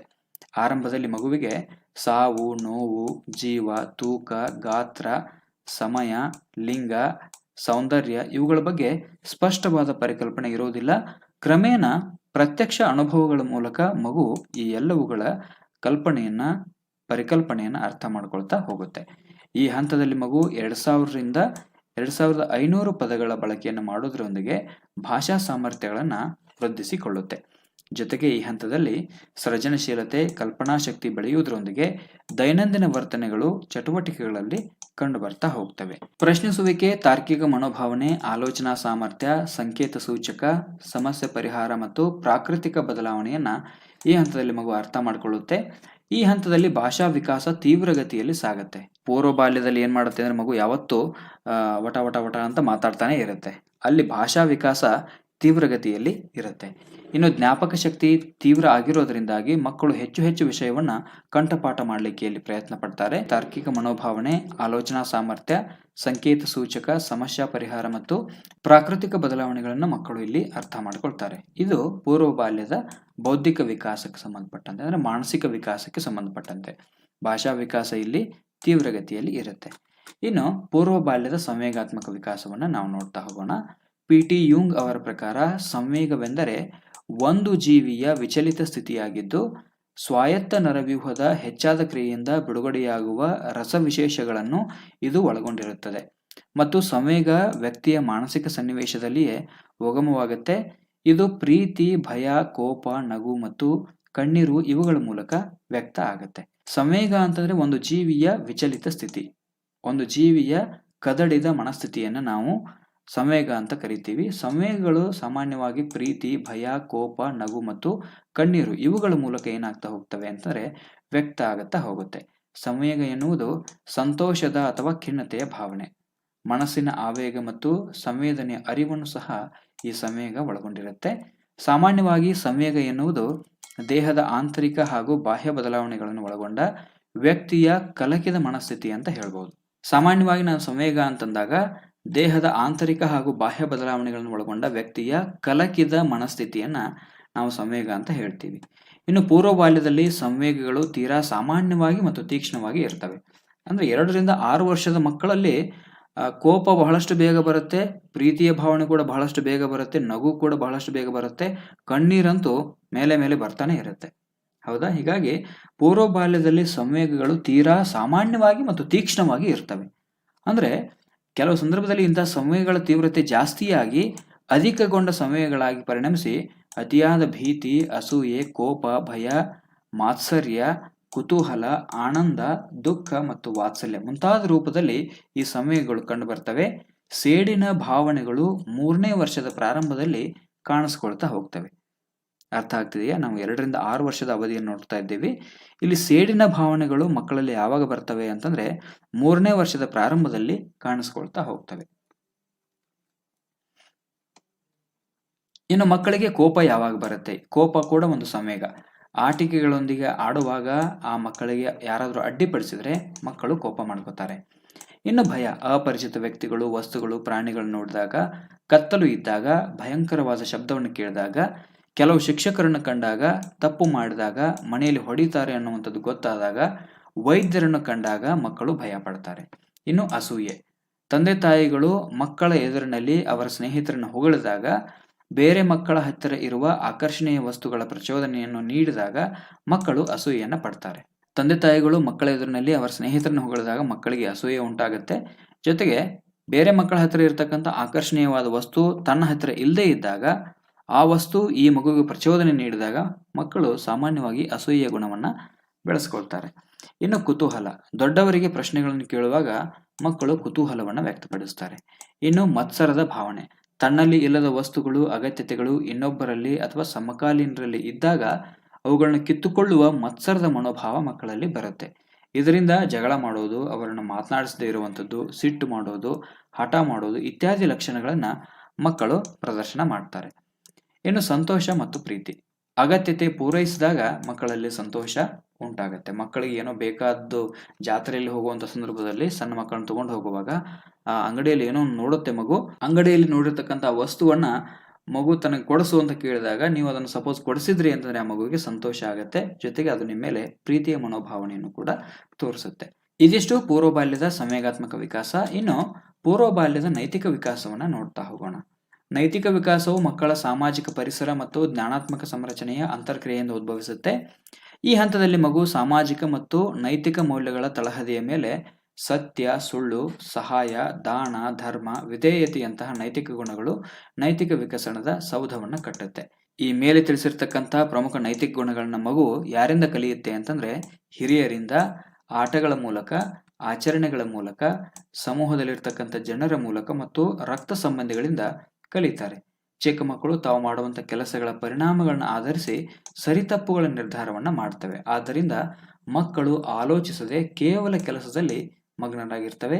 ಈ ಪೂರ್ವ ಬಾಲ್ಯದಲ್ಲಿ ಮಕ್ಕಳಿಗೆ ಒಳ್ಳೆಯದು ಮತ್ತು ಕೆಟ್ಟದ್ದನ್ನು ನಿರ್ಧರಿಸುವಂಥ ಸಾಮರ್ಥ್ಯ ಇಲ್ಲದೆ ಇರೋದ್ರಿಂದಾಗಿ ಯಾವುದು ಶಿಕ್ಷೆ ನೀಡುತ್ತದೆಯೋ ಅದು ಕೆಟ್ಟದ್ದು ಮತ್ತು ಯಾವುದು ಪುರಸ್ಕರಿಸುತ್ತದೆಯೋ ಅದು ಒಳ್ಳೆಯದು ಅಂತ ಮಕ್ಕಳು ಭಾವಿಸ್ತಾರೆ. ಇಲ್ಲಿ ಮಕ್ಕಳು ಏನು ಭಾವಿಸಿರ್ತವೆ ಅಂತಂದ್ರೆ ತಾವು ಮಾಡುವಂಥ ಕೆಲಸವೇ ಒಳ್ಳೆಯದು ಕೆಟ್ಟದ್ದನ್ನ ನಿರ್ಧರಿಸುತ್ತೆ ಅಂತ ಮಕ್ಕಳು ಭಾವಿಸಿರ್ತಾರೆ. ಅಂದ್ರೆ ಸಣ್ಣ ಮಕ್ಕಳಾಗಿರೋದ್ರಿಂದಾಗಿ ಅವರಲ್ಲಿ ಅಷ್ಟಾಗಿ ನೈತಿಕತೆಯ ಪ್ರಜ್ಞೆ ಇರೋದಿಲ್ಲ. ಯಾವ ಕೆಲಸವನ್ನು ಮಾಡಿದ್ರೆ ನನಗೆ ಒಳ್ಳೆಯದು ಅಂತಾರೆ ಅದು ಒಳ್ಳೆಯದು, ಯಾವ ಕೆಲಸವನ್ನು ಮಾಡಿದಾಗ ನನಗೆ ಶಿಕ್ಷೆ ಕೊಡ್ತಾರೆ ಅದು ಕೆಟ್ಟದ್ದು ಅಂತ ಮಕ್ಕಳು ಭಾವಿಸಿರ್ತವೆ. ಇದಿಷ್ಟು ಪೂರ್ವ ಬಾಲ್ಯಕ್ಕೆ ಸಂಬಂಧಪಟ್ಟಂತೆ ದೈಹಿಕ ವಿಕಾಸ, ಬೌದ್ಧಿಕ ವಿಕಾಸ, ಸಂವೇಗಾತ್ಮಕ ಮತ್ತು ನೈತಿಕ ವಿಕಾಸದ ಬಗ್ಗೆ ನಾವು ತಿಳ್ಕೊಂಡ್ವಿ. ಸಾಮಾಜಿಕ ವಿಕಾಸಕ್ಕೆ ಸಂಬಂಧಪಟ್ಟಂತೂ ಕೂಡ ಮಗು ಇಲ್ಲಿ ಏನಾಗ್ತಾ ಹೋಗುತ್ತೆ ಅಂದ್ರೆ ಕುಟುಂಬದಲ್ಲಿನೇ ಇರೋದ್ರಿಂದಾಗಿ, ಇನ್ನು ಶಾಲೆಗೆ ಹೋಗದೇ ಇರೋದ್ರಿಂದಾಗಿ ಕುಟುಂಬದಲ್ಲೇ ಇರ್ತಕ್ಕಂಥ ಪ್ರಮುಖ ವ್ಯಕ್ತಿಗಳ ಜೊತೆ ಅದು ತನ್ನ ಬಾಂಧವ್ಯವನ್ನ ಹೊಂದಿರುತ್ತೆ. ಇನ್ನು ಈ ಪೂರ್ವ ಬಾಲ್ಯದ ಬಗ್ಗೆ ನೆನಪಿನಲ್ಲಿ ಇಟ್ಕೊಳ್ಬೇಕಾಗಿರ್ತಕ್ಕಂಥ ಮಹತ್ವದ ಅಂಶಗಳನ್ನ ನಾವು ನೋಡ್ತಾ ಹೋಗೋಣ. ಪೂರ್ವ ಬಾಲ್ಯ 2ರಿಂದ 6 ವರ್ಷದವರೆಗೆ ಇರ್ತಕ್ಕಂಥ ಅವಧಿ. ಈ ಹಂತವನ್ನು ಶಾಲಾ ಪೂರ್ವ ಹಂತ ಅಂತ ಕರೀತಾರೆ. ಜೀನ್ ಪಿಯಾಜೆ ಈ ಹಂತವನ್ನು ಕಾರ್ಯಪೂರ್ವ ಹಂತ ಅಂತ ಕರೆದ್ರೆ, ಎರಿಕ್ಸನ್ ಈ ಹಂತವನ್ನು ಸ್ವಾಯತ್ತತೆ, ಅವಮಾನ ಮತ್ತು ಅನುಮಾನದ ಹಂತ ಅಂತ ಕರೀತಾರೆ. ನೆನಪಿರ್ಬೇಕು ನಿಮಗಿದು. ಯಾವ ಹಂತವನ್ನು ಜೀನ್ ಪಿಯಾಜೆ ಕಾರ್ಯಪೂರ್ವ ಹಂತ ಅಂತ ಕರೀತಾರೆ ಅಂತಂದಾಗ ನಮಗೆ ಪೂರ್ವ ಬಾಲ್ಯ ಅನ್ನುವಂಥದ್ದು ನೆನಪಿರಬೇಕು. ಇನ್ನು ಎರಿಕ್ಸನ್ ಅವರ ಪ್ರಕಾರ ಈ ಹಂತ ಸ್ವಾಯತ್ತತೆ, ಅವಮಾನ ಮತ್ತು ಅನುಮಾನದ ಹಂತ ಆಗಿರುತ್ತೆ. ಇನ್ನು ಪಿ.ಟಿ. ಯೂಂಗ್ ಅವರ ಪ್ರಕಾರ ಸಂವೇಗ ಅಂತಂದ್ರೆ ಒಂದು ಜೀವಿಯ ವಿಚಲಿತ ಸ್ಥಿತಿ. ಅಲ್ಲದೆ ಈ ಪೂರ್ವ ಬಾಲ್ಯವನ್ನು ಶಾಲಾ ಪೂರ್ವ ಹಂತ, ಕೂಟ ಪೂರ್ವ ಯುಗ, ಅನ್ವೇಷಣಾ ಹಂತ, ಪ್ರಶ್ನಿಸುವ ಹಂತ, ಅನುಕರಣೆಯ ಹಂತ, ಸೃಜನಾತ್ಮಕ ಹಂತ ಅಂತ ಕರೀತಾರೆ. ಇದು ನಿಮಗೆ ನೆನಪಿರಬೇಕು. ಇದಿಷ್ಟು ಪೂರ್ವ ಬಾಲ್ಯಕ್ಕೆ ಸಂಬಂಧಪಟ್ಟಂತೆ. ಇನ್ನು ಉತ್ತರ ಬಾಲ್ಯಾವಸ್ಥೆಯ ಬಗ್ಗೆ ನೋಡ್ತಾ ಹೋಗೋಣ. ಇದು 6ನೇ ವಯಸ್ಸಿನಿಂದ ಆರಂಭವಾಗಿ 12ನೇ ವರ್ಷದವರೆಗೆ ಹೆಚ್ಚು ಕಡಿಮೆ ಲೈಂಗಿಕವಾಗಿ ಪಕ್ವವಾಗುವವರೆಗಿನ ಅವಧಿಯನ್ನು ನಾವು ಉತ್ತರ ಬಾಲ್ಯಾವಸ್ಥೆ ಅಂತ ಕರಿತೀವಿ. ಇದು ವಿಕಾಸದ ಅತ್ಯಂತ ಪ್ರಮುಖ ಘಟ್ಟ. ಯಾಕಂದ್ರೆ ಇದು ಭವಿಷ್ಯತ್ ಜೀವನ ರೂಪಿಸುವ ಮತ್ತು ಮಕ್ಕಳಲ್ಲಿ ಸುಪ್ತವಾಗಿರುವ ವರ್ತನೆಗಳನ್ನು ಅರಳಿಸುವಂತ ಹಂತ ಆಗಿದೆ. ಈ ಹಂತದಲ್ಲಿ ದೈಹಿಕ ಮತ್ತು ಮಾನಸಿಕ ಬದಲಾವಣೆಗಳು ಕೂಡ ಪ್ರಮುಖವಾಗಿ ಕಂಡು ಬರ್ತವೆ. ಆದ್ದರಿಂದ ಮಗುವು ವೈಯಕ್ತಿಕ ಮತ್ತು ಸಾಮಾಜಿಕ ಹೊಂದಾಣಿಕೆಗೆ ಪೂರ್ವ ತಯಾರಿಯನ್ನ ಈ ಹಂತದಲ್ಲಿ ನಡೆಸುತ್ತೆ. ಅವಶ್ಯವಿದ್ದಲ್ಲಿ ಶಿಕ್ಷೆ, ಮಾರ್ಗದರ್ಶನ ಪಡೆಯುವುದರ ಮೂಲಕ ತಪ್ಪುಗಳನ್ನು ತಿದ್ದುಕೊಳ್ಳಲಿಕ್ಕೆ ಈ ಹಂತವು ಸಹಾಯಕ ಆಗುತ್ತೆ. ಸ್ವಯಂ ಅರಿವು, ವಿವೇಚನೆ, ಪ್ರಜ್ಞೆಯಂತಹ ಗುಣಗಳು ಬೆಳೆಯತೊಡಗುವುದರಿಂದಾಗಿ ಮಗು ಸಮಾಜವನ್ನು ಅಪೇಕ್ಷಿಸುತ್ತದೆ. ಅದಕ್ಕೆ ಗಮನ ನೀಡಲು ಉತ್ತರ ಬಾಲ್ಯ ಸಹಕರಿಸುತ್ತೆ. ಇನ್ನು ಎರಿಕ್ಸನ್ 6ರಿಂದ 8 ವರ್ಷದ ಅವಧಿಯನ್ನು ಪರಿಶ್ರಮ ಮತ್ತು ಕೀಳರಿಮೆಯ ಹಂತ ಅಂತ ಕರೆದರೆ, ಜೀನ್ ಪಿಯಾಜೆ 7ರಿಂದ 11 ವರ್ಷದ ಅವಧಿಯನ್ನು ಮೂರ್ತ ಕಾರ್ಯಗಳ ಹಂತ ಅಂತ ಕರೀತಾರೆ. ಅರ್ಥ ಆಗ್ತಿದೆಯಾ? ಎರಿಕ್ಸನ್ 6ರಿಂದ 8 ವರ್ಷದ ಅವಧಿಯನ್ನು ಪರಿಶ್ರಮ ಮತ್ತು ಕೀಳರಿಮೆಯ ಹಂತ ಅಂತ ಕರೆದರೆ, ಜೀನ್ ಪಿಯಾಜೆ 7ರಿಂದ 11 ವರ್ಷದ ಅವಧಿಯನ್ನು ಮೂರ್ತ ಕಾರ್ಯಗಳ ಹಂತ ಅಂತ ಕರೀತಾರೆ. ಇನ್ನು ಉತ್ತರ ಬಾಲ್ಯದ ದೈಹಿಕ ವಿಕಾಸವನ್ನು ನೋಡ್ತಾ ಹೋಗೋಣ. ದೈಹಿಕ ಬೆಳವಣಿಗೆಯಲ್ಲಿ ನಿಧಾನಗತಿ ಕಂಡುಬರುತ್ತೆ. ಎತ್ತರದಲ್ಲಿ ವಾರ್ಷಿಕವಾಗಿ 2ರಿಂದ 3 ಅಂಗುಲ ಹೆಚ್ಚಳವಾದರೆ ತೂಕದಲ್ಲಿ 2ರಿಂದ 3 ಕಿಲೋಗ್ರಾಂ ಹೆಚ್ಚಳ ಆಗುತ್ತೆ. ಹುಡುಗರಿಗಿಂತ ಹುಡುಗಿಯರ ದೈಹಿಕ ಬೆಳವಣಿಗೆ ಮುಂದೆ ಇರೋದ್ರಿಂದ ಹುಡುಗಿಯರು ಬೇಗನೆ ಲೈಂಗಿಕವಾಗಿ ಪಕ್ವ ಆಗ್ತಾರೆ. ಅಸ್ಥಿಗಳು ಗಟ್ಟಿಯಾಗುವಿಕೆ, ಹಾಲು ಹಲ್ಲುಗಳು ಉದುರಿ ಶಾಶ್ವತ ಹಲ್ಲುಗಳು ಕಾಣಲಿಕ್ಕೆ ಆರಂಭ ಆಗುತ್ತೆ. ಈ ಹಂತದಲ್ಲಿ ಆಹಾರ ಸೇವನೆ ಕಡಿಮೆ ಇದ್ದು ನಿದ್ದೆಯ ಪ್ರಮಾಣ ಜಾಸ್ತಿ ಇರುತ್ತೆ. ಈ ಹಂತದಲ್ಲಿ ಮಕ್ಕಳು ಸ್ವತಂತ್ರವಾಗಿ ಕೆಲಸ ಮಾಡಲು ಪ್ರಯತ್ನ ಪಡ್ತಾರೆ. ವಯಸ್ಸಿಗೆ ಮೀರಿದ ಕೆಲಸಗಳನ್ನು ಮಾಡಲು ಈ ಹಂತದಲ್ಲಿ ಪ್ರಯತ್ನಿಸ್ತಾರೆ. ಈ ಹಂತದಲ್ಲಿ ದೈಹಿಕ ಬೆಳವಣಿಗೆಯು ನಿಧಾನ ಮತ್ತು ಏಕರೂಪವಾಗಿ ಕಂಡುಬಂದರೂ ಲೈಂಗಿಕ ಪಕ್ವತೆಯ ಬದಲಾವಣೆಗಳು ಪ್ರಾರಂಭವಾದಾಗ ಬೆಳವಣಿಗೆಯ ವೇಗವು ಜಾಸ್ತಿ ಆಗತ್ತೆ. ಇದು ಉತ್ತರ ಬಾಲ್ಯದ ದೈಹಿಕ ವಿಕಾಸ. ಆದರೆ ಇನ್ನು ಉತ್ತರ ಬಾಲ್ಯದ ಮಾನಸಿಕ ವಿಕಾಸವನ್ನು ನೋಡ್ತಾ ಹೋಗೋಣ. ಸಂಖ್ಯೆ, ಪರಿಕಲ್ಪನೆ, ವಾಕ್ಯ ರಚನೆ, ಭಾಷೆಯ ಬಳಕೆ, ಸಂಕೇತ ಬಳಕೆ, ಪದ ಸಂಪತ್ತು ತೀವ್ರಗತಿಯಲ್ಲಿ ಬೆಳೀತವೆ. ನಿಯಮಗಳು, ಪರಿಕಲ್ಪನೆಗಳು, ಹೊರಗಿನ ವ್ಯತ್ಯಾಸವನ್ನು ಗುರುತಿಸುವಂಥದ್ದು, ತಾರ್ಕಿಕ ಶಕ್ತಿ, ಕಲಿಕಾ ಸ್ಮರಣೆ, ಆಲೋಚನೆ, ಪ್ರಶ್ನಿಸುವ ಕೌಶಲ್ಯ, ಸ್ವಯಂ ಚಿಂತನೆಯಂಥವುಗಳು ಹೆಚ್ಚಾಗುತ್ತವೆ. ಸ್ವಯಂ ಆಲೋಚನೆಯ ಮೂಲಕ ಸಮಸ್ಯೆಗೆ ಪರಿಹಾರವನ್ನು ಕಂಡುಕೊಳ್ಳಲಿಕ್ಕೆ ಮಕ್ಕಳು ಈ ಹಂತದಲ್ಲಿ ಪ್ರಯತ್ನಿಸ್ತಾರೆ. ಅನುಮಾನ ಬಂದಾಗ ಓದಿ ತಿಳಿದುಕೊಳ್ಳುವ ಸಾಮರ್ಥ್ಯವನ್ನು ಬೆಳೆಸಿಕೊಳ್ಳುವುದು ವರ್ತನೆಗಳಿಂದ ಕಂಡುಬರುತ್ತೆ. ಆದ್ದರಿಂದಲೇ ಈ ಹಂತವನ್ನು ಜೀನ್ ಪಿಯಾಜೆ ಅವರು ಮೂರ್ತ ಕಾರ್ಯಗಳ ಹಂತ ಅಂತ ಕರೀತಾರೆ. ಅಂದ್ರೆ ಮಕ್ಕಳಿಗೆ ಯಾವ ಹಂತದಲ್ಲಿ ಅನುಮಾನ ಬರುತ್ತೆ ಅಥವಾ ಯಾವ ಹಂತದಲ್ಲಿ ಅವರಿಗೆ ಗೊಂದಲ ಅನ್ನುವಂಥದ್ದು ಉಂಟಾಗತ್ತೆ, ಆವಾಗ ಅವರು ಅದನ್ನ ಓದಿ ತಿಳಿದುಕೊಳ್ಳುವಂತ ಪ್ರಯತ್ನವನ್ನ ಮಾಡ್ತಾರೆ. ಆದ್ದರಿಂದಲೇ ಈ ಹಂತವನ್ನ ಜೀನ್ ಪಿಯಾಜೆ ಮೂರ್ತ ಕಾರ್ಯಗಳ ಹಂತ ಅಂತ ಕರೀತಾರೆ. ಈ ಹಂತದ ಕೊನೆಗೆ ಸ್ವಾಭಾವಿಕ ನಿಯಮಗಳ ಪರಿಕಲ್ಪನೆ ಸಂಪೂರ್ಣ ವಿಕಾಸ ಆಗಿರುವಂಥದ್ದು ಮಗುವಿನ ಆಲೋಚನೆಯಿಂದ ಕಂಡುಬರುತ್ತೆ. ಈ ಹಂತದ ಕೊನೆಗೆ ಬಂದಾಗ ಸ್ವಾಭಾವಿಕ ನಿಯಮಗಳ ಪರಿಕಲ್ಪನೆ ಸಂಪೂರ್ಣವಾಗಿ ಮಕ್ಕಳಲ್ಲಿ ವಿಕಾಸ ಆಗಿರುವಂಥದ್ದು ಆ ಮಕ್ಕಳ ಆಲೋಚನೆಯಿಂದ ನಮಗೆ ಕಂಡುಬರುತ್ತೆ. ಈ ಹಂತವು ಪಾಂಡಿತ್ಯ ಹೊಂದುವ ಕಾಲವಾಗಿದ್ದು ವಿಚಾರಗಳನ್ನು ತಾರ್ಕಿಕವಾಗಿ ವಿಶ್ಲೇಷಣೆ ಮಾಡಿ ವಿಚಾರ ಸಂಗ್ರಹಿಸುವಂತಹ ಹಂತವೂ ಕೂಡ ಆಗಿದೆ. ಸ್ವತಃ ಸಮಸ್ಯೆ ಪರಿಹರಿಸಿಕೊಳ್ಳುವ, ಬೇರೊಬ್ಬರನ್ನು ಅರ್ಥ ಮಾಡಿಕೊಳ್ಳುವ, ಅಪರಿಚಿತರೊಂದಿಗೆ ವ್ಯವಹರಿಸುವಂತಹ ಸಾಮರ್ಥ್ಯವನ್ನ ಮಕ್ಕಳು ಉತ್ತರ ಬಾಲ್ಯದಲ್ಲಿ ಪಡ್ಕೊಂಡಿರ್ತಾರೆ. ಇದು ಉತ್ತರ ಬಾಲ್ಯದ ಮಾನಸಿಕ ವಿಕಾಸ. ಆದ್ರೆ ಇನ್ನು ಉತ್ತರ ಬಾಲ್ಯದ ಸಂವೇಗಾತ್ಮಕ ವಿಕಾಸವನ್ನ ನೋಡ್ತಾ ಹೋಗೋಣ. ಪೂರ್ವದಲ್ಲಿ ಸಂವೇಗಗಳು ಬಹಳಷ್ಟು ತೀಕ್ಷ್ಣವೂ ಮತ್ತು ತೀವ್ರವೂ ಆಗಿದ್ವು ಅನ್ನುವಂಥದ್ದನ್ನ ನಾವು ತಿಳ್ಕೊಂಡಿದ್ವಿ. ಹಾಗಾದ್ರೆ ಉತ್ತರ ಬಾಲ್ಯದಲ್ಲಿ ಸಂವೇಗಾತ್ಮಕ ವಿಕಾಸ ಹೆಂಗಾಗತ್ತೆ? ಪೂರ್ವ ಬಾಲ್ಯದ ಸಂವೇಗಗಳೇ ಈ ಹಂತದಲ್ಲಿಯೂ ಮುಂದುವರಿಯುತ್ತವೆ. ಆದರೂ ಕೂಡ ಸಮಾಜ ಒಪ್ಪುವಂತ ರೀತಿಯಲ್ಲಿ ಮಗು ಅದನ್ನು ಮಾರ್ಪಾಡು ಮಾಡಿಕೊಳ್ಳುತ್ತೆ. ಲಿಂಗ ವ್ಯತ್ಯಾಸ ಸಂವೇಗಗಳು ಇನ್ನೂ ಹೆಚ್ಚಿನ ಸೂಕ್ಷ್ಮತೆಯನ್ನ ಈ ಹಂತದಲ್ಲಿ ತಾಳ್ತಾ ಹೋಗ್ತವೆ. ಸಂವೇಗಗಳ ಮೇಲೆ ಸ್ವಯಂ ನಿಯಂತ್ರಣವನ್ನ ಮಕ್ಕಳು ಸಾಧಿಸ್ತಾರೆ. ಸಂವೇಗಗಳನ್ನು ಸಂದರ್ಭಾನುಸಾರ ವ್ಯಕ್ತಪಡಿಸುವುದನ್ನ ಈ ಹಂತದಲ್ಲಿ ಕಲಿತಾರೆ. ಅಂದ್ರೆ ಯಾವ ಸಂದರ್ಭದಲ್ಲಿ ಯಾವ ಸಂವೇಗವನ್ನು ವ್ಯಕ್ತಪಡಿಸಬೇಕು ಅನ್ನುವಂಥದ್ದನ್ನ ಉತ್ತರ ಬಾಲ್ಯದಲ್ಲಿ ಮಕ್ಕಳು ಕಲಿತಾರೆ. ಈ ಹಂತದ ಕೊನೆಗೆ ಸಂವೇಗಗಳನ್ನು ಸಂದರ್ಭಕ್ಕೆ ತಕ್ಕಂತೆ, ಸಾಮಾಜಿಕ ಸನ್ನಿವೇಶಕ್ಕೆ ತಕ್ಕಂತೆ ಭಾವನೆಗಳನ್ನು ವ್ಯಕ್ತಪಡಿಸುವುದನ್ನ ಮಗು ಕಲಿಯುತ್ತೆ. ಸಂವೇಗಗಳು ಇಲ್ಲಿಯೂ ಕೂಡ ತೀವ್ರವಾಗಿ ಕಂಡು ಬಂದರೂ ಕೂಡ ನಿಧಾನಗತಿಯನ್ನು ಹೊಂದಿರ್ತವೆ. ಭಯ, ಕೋಪ, ಸಿಟ್ಟು ಮೊದಲಿನಂತೆ ಅಷ್ಟಾಗಿ ತಕ್ಷಣವೇ ಕಂಡು ಬರೋದಿಲ್ಲ.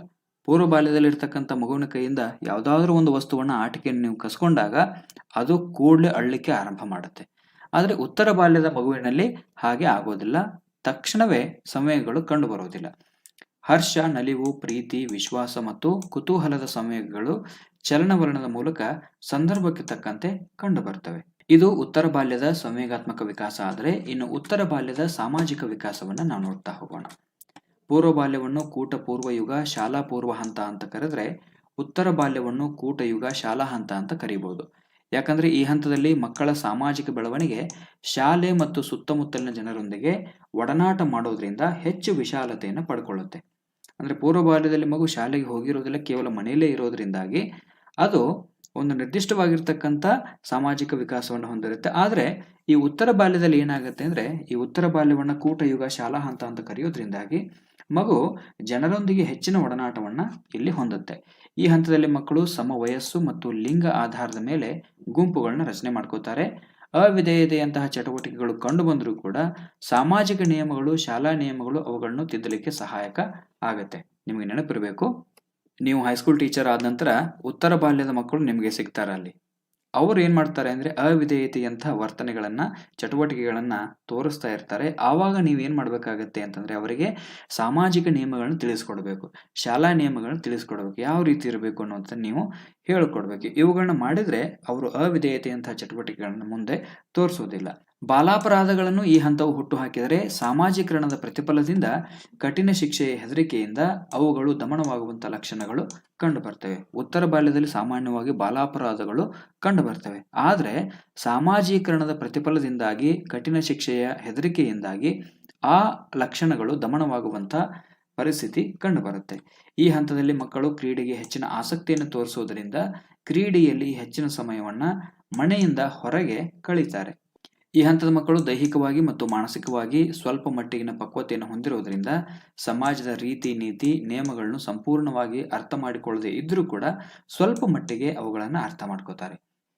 ಈ ರೀತಿಯ ಅಪೂರ್ಣ ತಿಳುವಳಿಕೆಯಿಂದಾಗಿ ಏನಾಗುತ್ತೆ ಅಂದ್ರೆ ಮಕ್ಕಳ ಸಾಮಾಜಿಕ ಬೆಳವಣಿಗೆ ಕುಂಟುತ್ತಾ ಸಾಗುತ್ತೆ.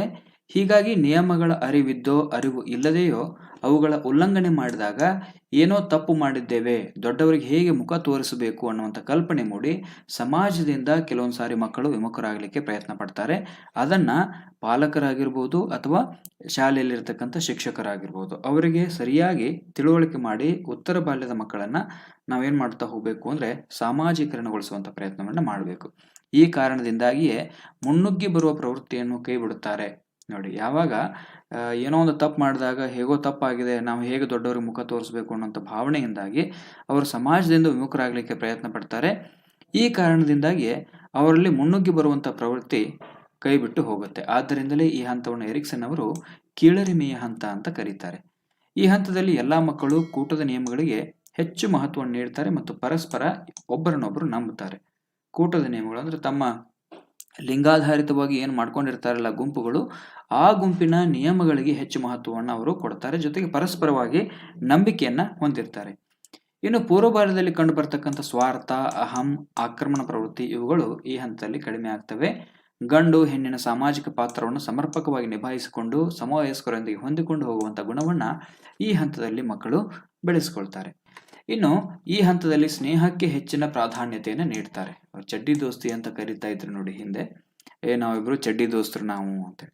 ಅಂದ್ರೆ ಉತ್ತರ ಬಾಲ್ಯದಲ್ಲಿ ಇರ್ತಕ್ಕಂಥ ಸ್ನೇಹ ಅಷ್ಟು ಗಟ್ಟಿಯಾಗಿರ್ತಕ್ಕಂಥದ್ದು. ಸ್ನೇಹಕ್ಕೆ ಅಲ್ಲಿ ಹೆಚ್ಚಿನ ಪ್ರಾಧಾನ್ಯತೆಯನ್ನು ನೀಡ್ತಾರೆ. ಇನ್ನು ಲಿಂಗ, ಧರ್ಮ, ಜಾತಿ, ಆರ್ಥಿಕ ಅಂಶಗಳ ಭೇದ ಇಲ್ಲದೆ ಸಮವಯಸ್ಕ ಗುಂಪುಗಳನ್ನು ರಚನೆ ಮಾಡ್ಕೊಳ್ತಾರೆ. ಲೈಂಗಿಕ ಭಿನ್ನತೆ ಈ ಹಂತದಲ್ಲಿ ತೀವ್ರ ಆಗಿರೋದ್ರಿಂದಾಗಿ ಹುಡುಗರು ಹುಡುಗಿಯರ ಜೊತೆಗೆ, ಹುಡುಗಿಯರು ಹುಡುಗರ ಜೊತೆಗೆ ಆಟ ಆಡಲಿಕ್ಕೆ ಇಷ್ಟಪಡ್ತಾರೆ. ಇನ್ನು ಹುಡುಗರು ಮತ್ತು ಹುಡುಗಿಯರು ತಮ್ಮದೇ ಆದ ಒಳ ಗುಂಪುಗಳನ್ನ ರಚನೆ ಮಾಡ್ಕೊಳ್ತಾರೆ. ಇವರು ಪರಸ್ಪರ ಸಹಕಾರ ಮನೋಭಾವನೆಯನ್ನು ಹೊಂದಿರ್ತಾರೆ. ಹೆಚ್ಚು ಹೆಚ್ಚು ಕ್ರೀಡಾ ಚಟುವಟಿಕೆಗಳಲ್ಲಿ ಭಾಗವಹಿಸೋದು ಇಲ್ಲಿ ಕಂಡು ಬರುತ್ತೆ. ಸಮವಯಸ್ಕರ ಗುಂಪು ಸಾಮಾಜೀಕರಣದ ಮುನ್ಸೂಚನೆಯಾಗಿ ಕಂಡು ಬರುತ್ತೆ. ಪ್ರತಿಯೊಂದು ತಂಡಕ್ಕೂ ಒಬ್ಬ ನಾಯಕನಿರ್ತಾನೆ ಮತ್ತು ಅವನ ತಂಡದ ಸದಸ್ಯರಿಗಿಂತ ಉತ್ತಮ ಆಗಿರ್ತಾನೆ. ಇದು ಉತ್ತರ ಬಾಲ್ಯದ ಸಾಮಾಜಿಕ ವಿಕಾಸ. ಇನ್ನು ಉತ್ತರ ಬಾಲ್ಯದ ನೈತಿಕ ವಿಕಾಸವನ್ನು ನೋಡ್ತಾ ಹೋಗೋಣ. ಸಾಮಾಜೀಕರಣದ ಪ್ರಭಾವದಿಂದಾಗಿ ಸಮೂಹವನ್ನು ರಚಿಸಿ ಆ ಸಮೂಹದ ನೀತಿ ನಿಯಮಗಳಿಗೆ ಬದ್ಧನಾಗಿ ಕೆಲಸ ನಿರ್ವಹಿಸುವುದರಿಂದ ಕೂಟ ನೀತಿ ಸಂಹಿತೆ ಅವರ ಮೇಲೆ ಪ್ರಭಾವ ಬೀರಿ ನೈತಿಕ ಮೌಲ್ಯಗಳು ಇಲ್ಲಿ ಸುಧಾರಣೆ ಆಗ್ತಾ ಹೋಗ್ತವೆ. ಸಮೂಹದ ನಾಯಕ ಬುದ್ಧಿವಂತ ಆಗಿರೋದರಿಂದಾಗಿ ಅವನ ನೈತಿಕ ತೀರ್ಮಾನಗಳಿಗೆ ಇತರರು ತಲೆಬಾಗ್ತಾರೆ ಹಾಗೂ ವಿರೋಧಿಸಿದವರನ್ನ ಸಮೂಹದಿಂದ ಹೊರಗೆ ಹಾಕ್ತಾರೆ. ಮತ್ತು ಬುದ್ಧಿವಂತನಾಗಿರ್ತಕ್ಕಂಥ ಆ ನಾಯಕನ ನೈತಿಕ ತೀರ್ಮಾನಗಳಿಗೆ ಇತರ ಸಮೂಹದ ಎಲ್ಲ ಸದಸ್ಯರು ತಲೆಬಾಗ್ತಾರೆ. ಒಂದು ವೇಳೆ ಆ ನೈತಿಕ ತೀರ್ಮಾನಗಳನ್ನು ವಿರೋಧ ಮಾಡಿದವರನ್ನ ಸಮೂಹದಿಂದ ಹೊರಹಾಕುವಂತ ಪ್ರಯತ್ನ ಕೂಡ ಇಲ್ಲಿ ನಡೆಯುತ್ತೆ. ಇನ್ನು ಸಮಾಜದ ಕಟ್ಟುಪಾಡುಗಳು ನಿಯಮಗಳನ್ನು ಕ್ರಮೇಣವಾಗಿ ಅರ್ಥ ಮಾಡಿಕೊಂಡು ಅವುಗಳನ್ನು ಗೌರವಿಸುವಂತ ಗುಣವನ್ನು ಬೆಳೆಸಿಕೊಳ್ತಾರೆ. ಈ ಹಂತದಲ್ಲಿ ಮಕ್ಕಳು ಪಕ್ವ ಆಗಿರೋದರಿಂದಾಗಿ ನೈತಿಕ ತೀರ್ಮಾನಗಳನ್ನು ಸ್ವತಂತ್ರವಾಗಿ ತೆಗೆದುಕೊಳ್ಳುವಷ್ಟು ಪ್ರಬುದ್ಧರಾಗಿರ್ತಾರೆ. ಹಿರಿಯರು ಹೇಳುವ ಎಲ್ಲ ಮಾರ್ಗದರ್ಶನಗಳು ತಪ್ಪು ಎಂಬ ಕಲ್ಪನೆ ಮೂಡುವುದರಿಂದ ಅವುಗಳನ್ನು ಹೆಚ್ಚಾಗಿ ಉಲ್ಲಂಘನೆ ಮಾಡ್ತಾ ಬರ್ತಾರೆ. ಹಿರಿಯರು ಹೇಳುವಂತ ಎಲ್ಲಾ ಮಾರ್ಗದರ್ಶನಗಳು ಸರಿಯಾಗಿರೋದಿಲ್ಲ, ಅವು ತಪ್ಪು ಇರುತ್ತವೆ ಅಂತ ಅವುಗಳನ್ನ ಉಲ್ಲಂಘನೆ ಮಾಡುವಂತ ಪ್ರಯತ್ನ ಕೂಡ ಇಲ್ಲಿ ಕಂಡು ಬರುತ್ತೆ. ಇನ್ನು ಸ್ವಯಂ ತೀರ್ಮಾನ ತೆಗೆದುಕೊಳ್ಳುವ ಸಾಮರ್ಥ್ಯ ಬೆಳೆಯದೇ ಇರುವುದರಿಂದ ಸ್ನೇಹಿತರೊಂದಿಗೆ ಕೂಟದ ತೀರ್ಮಾನದ ಪ್ರಭಾವದಿಂದಾಗಿ ಸಮಾಜದ ನೀತಿ ನಿಯಮ ಉಲ್ಲಂಘಿಸುವುದು ಕೂಡ ಕಂಡು ಬರುತ್ತೆ. ಕೆಲವೊಂದ್ಸರಿ ಏನಾಗುತ್ತೆ ಅಂತಂದ್ರೆ ಸಮಾಜದ ನಿಯಮಗಳಿಗೆ ವಿರುದ್ಧವಾಗಿ ವರ್ತಿಸುವಂತ ಪ್ರಕ್ರಿಯೆ ಕೂಡ ಈ ಹಂತದಲ್ಲಿ ಕಂಡು ಬರುತ್ತೆ. ಯಾಕಂದ್ರೆ ಈ ಹಂತದ ಮಕ್ಕಳಿಗೆ ಸ್ವಯಂ ತೀರ್ಮಾನ ತೆಗೆದುಕೊಳ್ತಕ್ಕಂಥ ಸಾಮರ್ಥ್ಯ ಇರೋದಿಲ್ಲ. ಹೀಗಾಗಿ ಅವ್ರೇನ್ ಮಾಡ್ತಾರೆ ಅಂತಂದ್ರೆ ಸ್ನೇಹಿತರೊಂದಿಗೆ ಸೇರಿ ಕೂಟದ ತೀರ್ಮಾನದ ಪ್ರಭಾವದಿಂದಾಗಿ ಸಮಾಜದ ನೀತಿ ಮತ್ತು ನಿಯಮಗಳನ್ನು ಉಲ್ಲಂಘಿಸುವಂತದ್ದು ಕಂಡು ಬರುತ್ತೆ. ಇದಿಷ್ಟು ಉತ್ತರ ಬಾಲ್ಯದ ನೈತಿಕ ವಿಕಾಸಗಳಿಗೆ ಸಂಬಂಧಪಟ್ಟಂತೆ. ಆದ್ರೆ ಇನ್ನು ನೆನಪಿನಲ್ಲಿ ಇಟ್ಕೊಳ್ಬೇಕಾಗಿರ್ತಕ್ಕಂಥ ಪ್ರಮುಖ ಅಂಶಗಳು, ಉತ್ತರ ಬಾಲ್ಯಕ್ಕೆ ಸಂಬಂಧಪಟ್ಟಂತೆ ನೆನಪಿನಲ್ಲಿ ಇಟ್ಕೊಳ್ಬೇಕಾಗಿರ್ತಕ್ಕಂಥ ಮಹತ್ವದ ಅಂಶಗಳ ಬಗ್ಗೆ ನಾವು ನೋಡ್ತಾ ಹೋಗೋಣ. ಉತ್ತರ ಬಾಲ್ಯ ಇದು 6 ರಿಂದ 12 ವರ್ಷದ ಅವಧಿ. ಈ ಹಂತವನ್ನು ಜೀನ್ ಪಿಯಾಜೆ 7 ರಿಂದ 11 ವರ್ಷದ ಅವಧಿಯನ್ನ ಮೂರ್ತ ಕಾರ್ಯಗಳ ಹಂತ ಅಂತ ಕರೆದ್ರೆ, ಎರಿಕ್ಸನ್ 6 ರಿಂದ 8 ವರ್ಷದ ಈ ಹಂತವನ್ನು ಪರಿಶ್ರಮ ಮತ್ತು ಕೀಳರಿಮೆಯ ಹಂತ ಅಂತ ಕರೀತಾರೆ. ಇನ್ನು ಉತ್ತರ ಬಾಲ್ಯವನ್ನ ಪ್ರಾಥಮಿಕ ಶಾಲಾ ಹಂತ, ಕೂಟ ಯುಗ, ಗ್ಯಾಂಗ್ ಏಜ್, ಬಹಳಷ್ಟು ಬಾರಿ ಟಿಇಟಿ ಪರೀಕ್ಷೆಯಲ್ಲಿ ಈ ಬಗ್ಗೆ ಪ್ರಶ್ನೆ ಬಂದಿದೆ. ಅನುಸರಣೆಯ ಹಂತ, ಜಗಳ ಗಂಟಿತನದ ಹಂತ, ಸೃಜನಶೀಲ ಹಂತ ಅಂತ ಕೂಡ ಇದನ್ನ ಕರೀತಾರೆ. ಇಲ್ಲಿ ನಿಮಗೆ ನೆನಪಿರಬೇಕು, ಉತ್ತರ ಬಾಲ್ಯ ಅಂತಂದ್ರೆ ಗ್ಯಾಂಗ್ ಏಜ್, ಕೂಟ ಯುಗ ಅನ್ನುವಂಥದ್ದು ನೆನಪಿರ್ಬೇಕು ನಿಮಗೆ.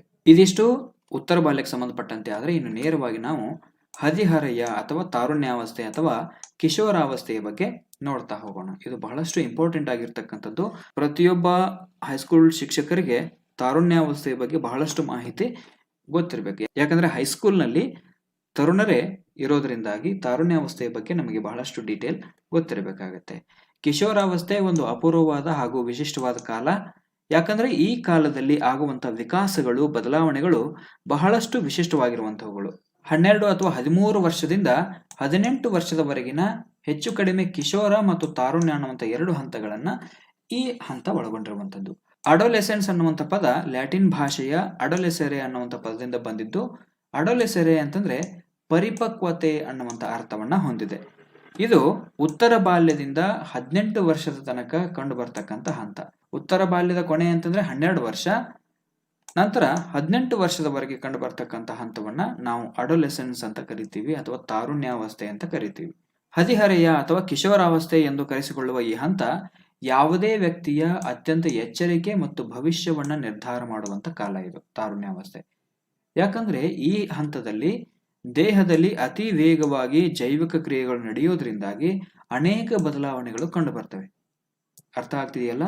12 ರಿಂದ 18 ವರ್ಷದ ಅವಧಿಯಲ್ಲಿ ಏನಾಗುತ್ತೆ ಅಂತಂದ್ರೆ ದೇಹದಲ್ಲಿ ಅತಿ ವೇಗವಾಗಿ ಜೈವಿಕ ಕ್ರಿಯೆಗಳು ನಡೆಯೋದ್ರಿಂದಾಗಿ ಬಹಳಷ್ಟು ಬದಲಾವಣೆಗಳು ಕಂಡು ಬರ್ತವೆ. ಆದ್ದರಿಂದಲೇ ತಾರುಣ್ಯಾವಸ್ಥೆಯನ್ನ ಬೆಳವಣಿಗೆಯ ಬುಗ್ಗೆ ಅಂತ ಕೂಡ ಕರೀತಾರೆ. ಅರ್ಥ ಆಗ್ತಿದೆಯಾ?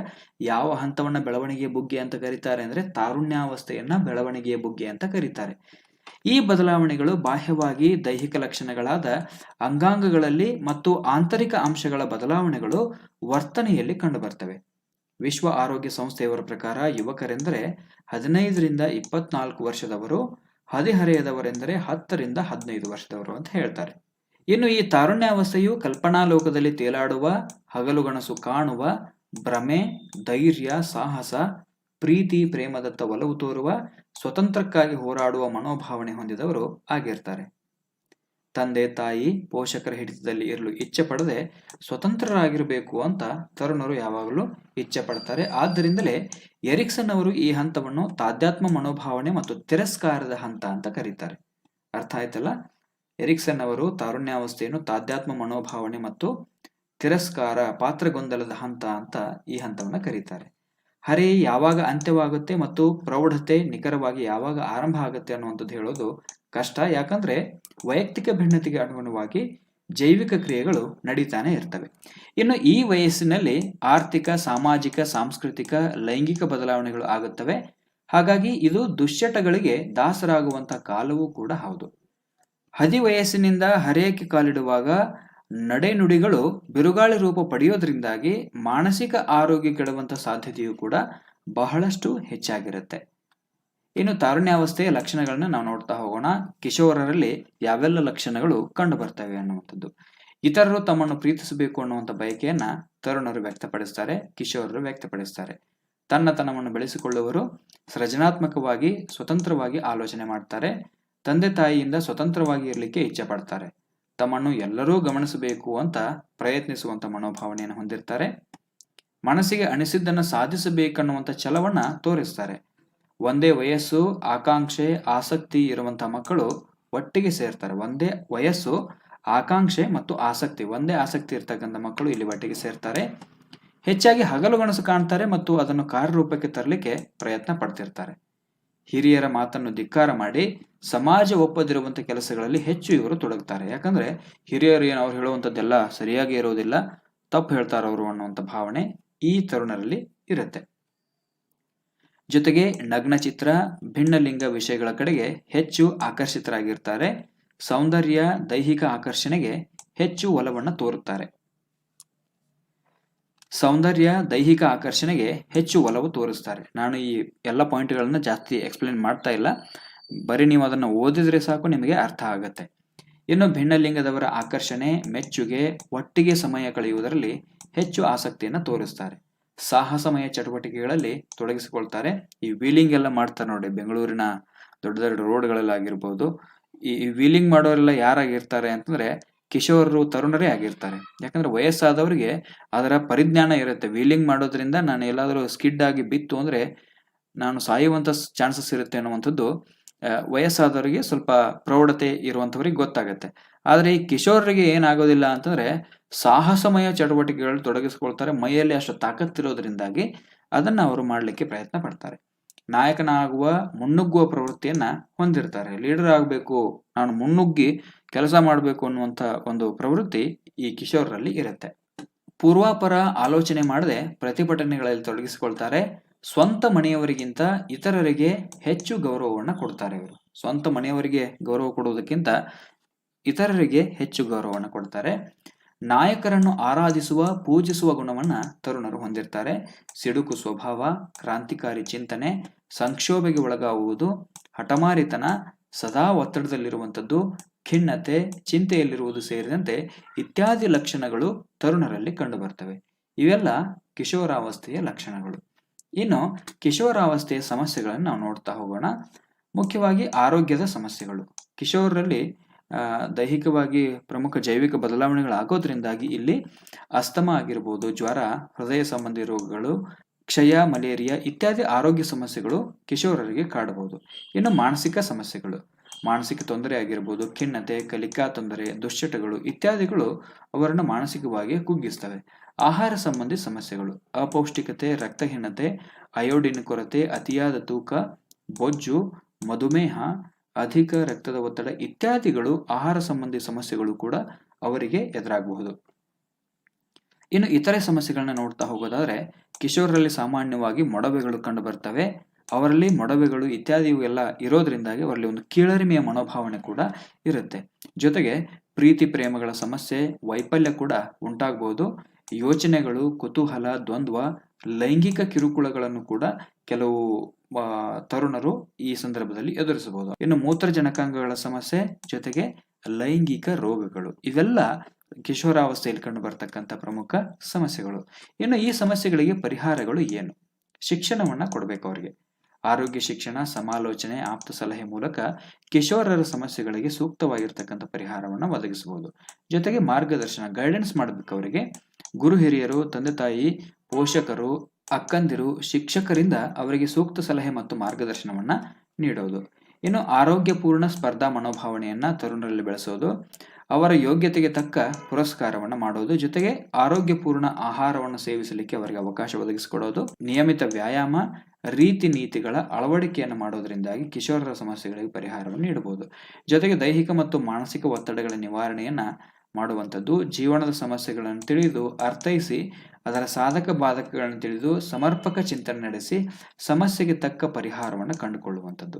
ಇನ್ನು ಭ್ರಮೆಯಿಂದಾಗಿ ಒತ್ತಡ, ಘರ್ಷಣೆಗಳು, ಆಶಾಭಂಗಗಳು, ಉದ್ವೇಗಗಳು, ಖಿನ್ನತೆಗೆ ಅವಕಾಶ ಮಾಡಿಕೊಡ್ತವೆ. ಆದ್ದರಿಂದ ಇವುಗಳನ್ನ ಕಡಿಮೆ ಮಾಡಲಿಕ್ಕೆ ಅವರಿಗೆ ಸೂಕ್ತವಾಗಿರ್ತಕ್ಕಂಥ ಮಾರ್ಗದರ್ಶನವನ್ನ ಮಾಡುವಂಥದ್ದು. ಇದು ಕಿಶೋರಾವಸ್ಥೆಯ ಸಮಸ್ಯೆಗಳಿಗೆ ಪರಿಹಾರಗಳು. ಇನ್ನು ಕಿಶೋರಾವಸ್ಥೆಯ ದೈಹಿಕ ವಿಕಾಸ ಹೆಂಗಾಗತ್ತೆ, ದೈಹಿಕ ಬೆಳವಣಿಗೆಯಲ್ಲಿ ಯಾವ್ಯಾವ ಲಕ್ಷಣಗಳು ಕಂಡು ಬರ್ತವೆ ಅನ್ನುವಂಥದ್ದನ್ನ ನೋಡ್ತಾ ಹೋಗೋಣ. ಇದು ಲೈಂಗಿಕ ಪಕ್ವತೆಗೆ ಹೊಂದುವಂತಹ ಕಾಲ ಆಗಿರೋದ್ರಿಂದಾಗಿ ದೇಹದ ಒಳಭಾಗದಲ್ಲಿ ಜೈವಿಕ ಕ್ರಿಯೆಗಳು ತೀವ್ರವಾಗಿ ನಡೀತಾನೆ ಇರ್ತವೆ.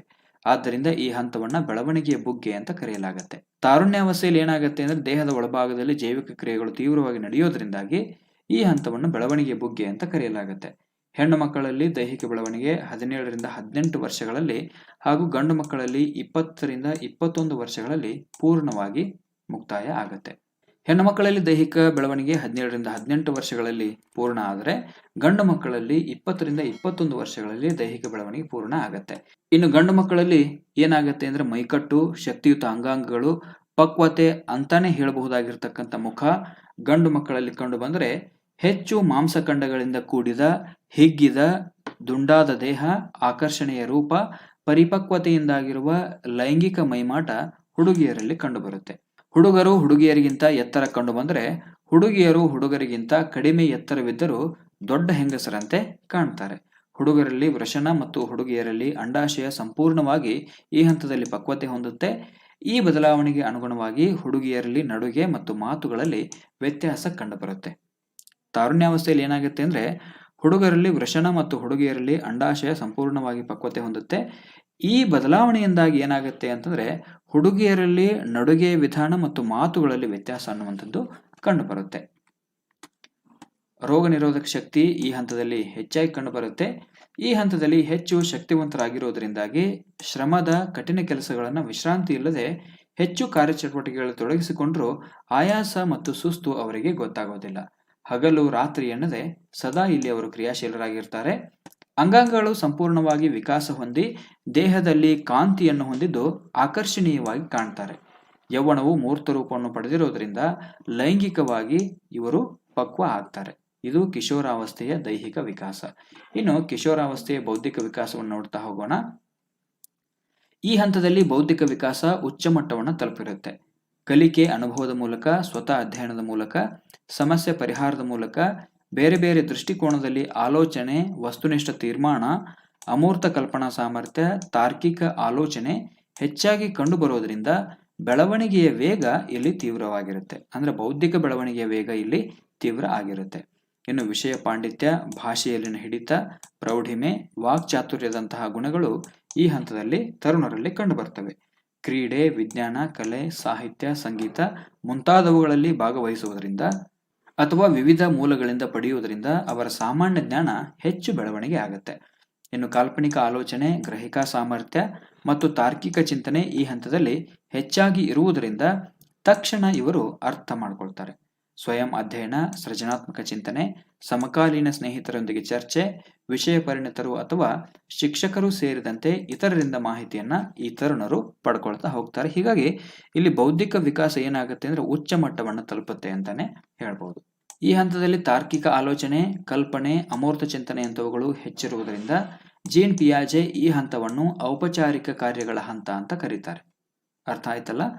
ಈ ಹಂತದಲ್ಲಿ ಏನಾಗುತ್ತೆ ಅಂದ್ರೆ ತಾರುಣ್ಯಾವಸ್ಥೆಯಲ್ಲಿ ತಾರ್ಕಿಕ ಆಲೋಚನೆ, ಕಲ್ಪನೆ, ಅಮೂರ್ತ ಚಿಂತನೆಯಂಥವುಗಳು ಹೆಚ್ಚಿಗೆ ಇರುವುದರಿಂದಾಗಿ ಜೀನ್ ಪಿಯಾಜೆ ಈ ಹಂತವನ್ನು ಔಪಚಾರಿಕ ಕಾರ್ಯಗಳ ಹಂತ ಅಂತ ಕರೀತಾರೆ. ಸರಿತಪ್ಪು ನಿರ್ಧರಿಸುವ, ತೀರ್ಮಾನ ತೆಗೆದುಕೊಳ್ಳುವ, ಪರಿಸರ, ವಿವಿಧ ರೀತಿಯ ಆಯಾಮಗಳನ್ನು ಉಂಟು ಮಾಡೋದ್ರಿಂದ ಗಮನಾರ್ಹವಾದ ಮಾನಸಿಕ ಬೆಳವಣಿಗೆಗಳು ತಾರುಣ್ಯಾವಸ್ಥೆಯಲ್ಲಿ ಆಗ್ತವೆ. ಬೌದ್ಧಿಕ ಬೆಳವಣಿಗೆಯ ಉಚ್ಛ್ರಾಯ ಕಾಲ ಅಂತ ಈ ಹಂತವನ್ನು ಕರೀತಾರೆ. ಅಂದ್ರೆ ಬೌದ್ಧಿಕ ಬೆಳವಣಿಗೆ ಉಚ್ಛ್ರಾಯ ಸ್ಥಿತಿ ಇಲ್ಲಿ ಬಂದು ತಲುಪುತ್ತೆ. ವಸ್ತುಗಳನ್ನು ಅರ್ಥ ಮಾಡಿಕೊಳ್ಳುವಂತ, ಪರಿಣಾಮಗಳನ್ನು ಊಹಿಸುವ, ಪುನರ್ನಿರ್ಮಿಸುವ ಮತ್ತು ಹೊಸದನ್ನು ಕಂಡುಹಿಡಿಯುವ, ಸಂಕೀರ್ಣ ಸಮಸ್ಯೆಯನ್ನು ವಿಶ್ಲೇಷಿಸುವ ಮತ್ತು ಅವುಗಳಿಗೆ ಪರಿಹಾರವನ್ನು ಪ್ರಕಲ್ಪನೆಗಳ ಮೂಲಕ ರೂಪಿಸುವಂತ ಸಾಮರ್ಥ್ಯ ಈ ಹಂತದಲ್ಲಿ ಬೆಳೆಯುತ್ತೆ. ಅರ್ಥ ಆಯ್ತಲ್ಲ? ಅಂದ್ರೆ ಒಂದು ವಸ್ತುಗಳನ್ನ ಅರ್ಥ ಮಾಡ್ಕೊಳ್ಳೋದು, ಅದರಿಂದ ಆಗ್ತಕ್ಕಂಥ ಪರಿಣಾಮಗಳನ್ನ ಊಹಿಸುವಂಥದ್ದು, ಜೊತೆಗೆ ವಸ್ತುಗಳನ್ನ ಪುನರ್ನಿರ್ಮಿಸುವುದು ಮತ್ತು ಹೊಸದನ್ನು ಕಂಡುಹಿಡಿಯುವುದು, ಹಾಗೆಯೇ ಸಂಕೀರ್ಣ ಸಮಸ್ಯೆಯನ್ನು ವಿಶ್ಲೇಷಣೆ ಮಾಡಿ ಅವುಗಳಿಗೆ ಪರಿಹಾರವನ್ನು ಪ್ರಾಕಲ್ಪನೆಗಳ ಮೂಲಕ ರೂಪಿಸುವಂತ ಸಾಮರ್ಥ್ಯ ಈ ಹಂತದಲ್ಲಿ ಬೆಳೆಯುತ್ತೆ. ಇದು ಜೀನ್ ಪಿಯಾಜೆ ಅವರ ಮೂರ್ತ ಕಾರ್ಯಗಳ ಹಂತದ ಮುಂದುವರೆದ ಹಂತ ಅಂತಾನೆ ಹೇಳ್ಬೋದು. ಜೀನ್ ಪಿಯಾಜೆ ಅವರ ಮೂರ್ತ ಕಾರ್ಯಗಳ ಮುಂದುವರೆದ ಹಂತವನ್ನ ತಾರುಣ್ಯಾವಸ್ಥೆ ಅಂತ ಹೇಳ್ಬೋದು. ಅಮೂರ್ತ ಕಲ್ಪನೆಯನ್ನು ಮೂರ್ತ ರೂಪಕ್ಕೆ ತಂದು ಹೊಸದಾಗಿ ಆಲೋಚಿಸುವಂತ ಮತ್ತು ಸೃಜನಾತ್ಮಕ ಚಿಂತನೆಯಲ್ಲಿ ತೊಡಗುವಂತಹ ಹಂತ ಕೂಡ ಇದಾಗಿದೆ. ಇದು ಕಿಶೋರಾವಸ್ಥೆ ಅಥವಾ ತಾರುಣ್ಯಾವಸ್ಥೆಯ ಬೌದ್ಧಿಕ ವಿಕಾಸ. ಇನ್ನು ಕಿಶೋರಾವಸ್ಥೆಯ ಸಂವೇಗಾತ್ಮಕ ವಿಕಾಸ ಹೇಗಾಗುತ್ತೆ ಅನ್ನುವಂಥದ್ದನ್ನು ನೋಡ್ತಾ ಹೋಗೋಣ. ಸಾಮಾನ್ಯವಾಗಿ ಕಿಶೋರರಲ್ಲಿ ನಿಯಂತ್ರಿತ ಮತ್ತು ಅನಿಯಂತ್ರಿತ ಸಂವೇಗಗಳು ಅನ್ನುವಂಥ ಎರಡು ವಿಧಗಳು ಕಂಡುಬರ್ತವೆ. ಸಂವೇಗಗಳು ಒಮ್ಮಿಂದೊಮ್ಮೆಲೆ ಸ್ಫೋಟಿಸಿದಾಗ ಅವುಗಳು ಹೆಚ್ಚಾಗಿ ದುಷ್ಪರಿಣಾಮವನ್ನು ಬೀರ್ತವೆ. ಸಂವೇಗಗಳನ್ನು ನಿಯಂತ್ರಣ ಅಥವಾ ದಮನ ಮಾಡುವುದನ್ನು ಕಲಿಯದೇ ಇರುವುದರಿಂದ ಅವುಗಳಿಂದ ದುಷ್ಪರಿಣಾಮಗಳನ್ನು ಎದುರಿಸಬಹುದು. ಈ ಹಂತದಲ್ಲಿ ಹುಡುಗರು ಮತ್ತು ಹುಡುಗಿಯರು ಭಾವೋದ್ರೇಕದ ಸ್ಥಿತಿಯಲ್ಲಿ ಇರೋದ್ರಿಂದ ಈ ಹಂತವನ್ನು ಸಂಕ್ಷೋಭೆ ಅಥವಾ ಪ್ರಯಾಸ ಕಾಲ ಅಂತ ಕರೆಯಲಾಗುತ್ತೆ. ಬಾಲ್ಯದಲ್ಲಿರ್ತಕ್ಕಂಥ ಹವ್ಯಾಸಗಳು ಈ ಹಂತದಲ್ಲಿ ಭಾಗಶಃ ಇಲ್ಲವೇ ಪೂರ್ಣವಾಗಿ ಬದಲಾಗಬಹುದು. ಸಾಮಾನ್ಯವಾಗಿ ಈ ಹಂತದಲ್ಲಿ ಹಠ, ಸಿಟ್ಟು ಇವುಗಳು ಹೆಚ್ಚಾಗಿ ಅಭಿವ್ಯಕ್ತ ಆಗ್ತವೆ. ಹುಡುಗ ಹುಡುಗಿಯರ ಬಯಕೆಗಳು ಈಡೇರದಿದ್ದಾಗ, ಯಶಸ್ಸು ಸಿಗದೇ ಇದ್ದಾಗ ಅಥವಾ ಮುಖಭಂಗ ಆದಂತೆ ಭಾಸವಾಗಿ ಚಿಂತೆ, ನಿರಾಸೆ, ಅಸೂಯೆ, ಒತ್ತಡ, ಖಿನ್ನತೆ, ಆಯಾಸದಂತವುಗಳು ತರುಣರಲ್ಲಿ ಕಂಡುಬರ್ತವೆ. ಅಥವಾ ಸ್ವಾಭಿಮಾನಕ್ಕೆ ಧಕ್ಕೆ ಆದಾಗ, ಹೇಳಿದ್ದನ್ನು ಬೇರೆಯವರು ಕೇಳದೇ ಇದ್ದಾಗ ತರುಣರಿಗೆ ಕೋಪ ಅನ್ನುವಂಥದ್ದು ಬರುತ್ತೆ. ಜೊತೆಗೆ ಅವರ ಘನತೆಗೆ ಧಕ್ಕೆ ಬಂದಾಗ ಅವರು ಭಯ ಪಡ್ತಾರೆ. ಅವರ ಘನತೆಗೆ ಯಾವಾಗ ಧಕ್ಕೆ ಬರುವಂತ ಕೆಲಸ ಆಗುತ್ತೆ ಆವಾಗ ಅವರು ಭಯ ಪಡುವಂತ ಪ್ರಯತ್ನವನ್ನು ಕೂಡ ಮಾಡ್ತಾರೆ. ಇದು ಕಿಶೋರಾವಸ್ಥೆಯ ಅಥವಾ ತಾರುಣ್ಯಾವಸ್ಥೆಯ ಸಂವೇಗಾತ್ಮಕ ವಿಕಾಸ ಆದರೆ, ಇನ್ನು ತಾರುಣ್ಯಾವಸ್ಥೆಯ ಸಾಮಾಜಿಕ ವಿಕಾಸವನ್ನು ನೋಡ್ತಾ ಹೋಗೋಣ.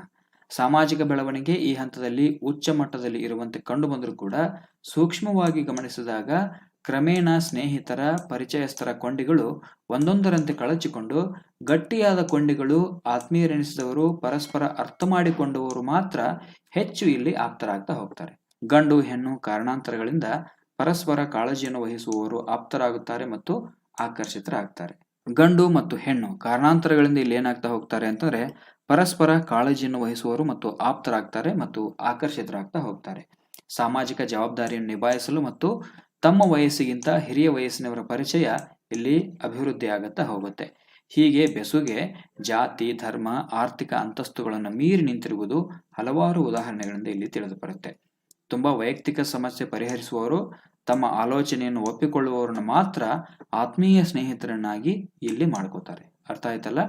ತುಂಬಾ ವೈಯಕ್ತಿಕ ಸಮಸ್ಯೆಯನ್ನ ಬಗೆಹರಿಸುವಂತವ್ರು, ಜೊತೆಗೆ ತಮ್ಮ ಆಲೋಚನೆಯನ್ನು ಯಾರು ಒಪ್ಕೋತಾರೆ ಅಂಥವ್ರನ್ನ ಮಾತ್ರ ಆತ್ಮೀಯ ಸ್ನೇಹಿತರು ಅಂತ ತರುಣರು ಒಪ್ಕೊಳ್ತಾರೆ.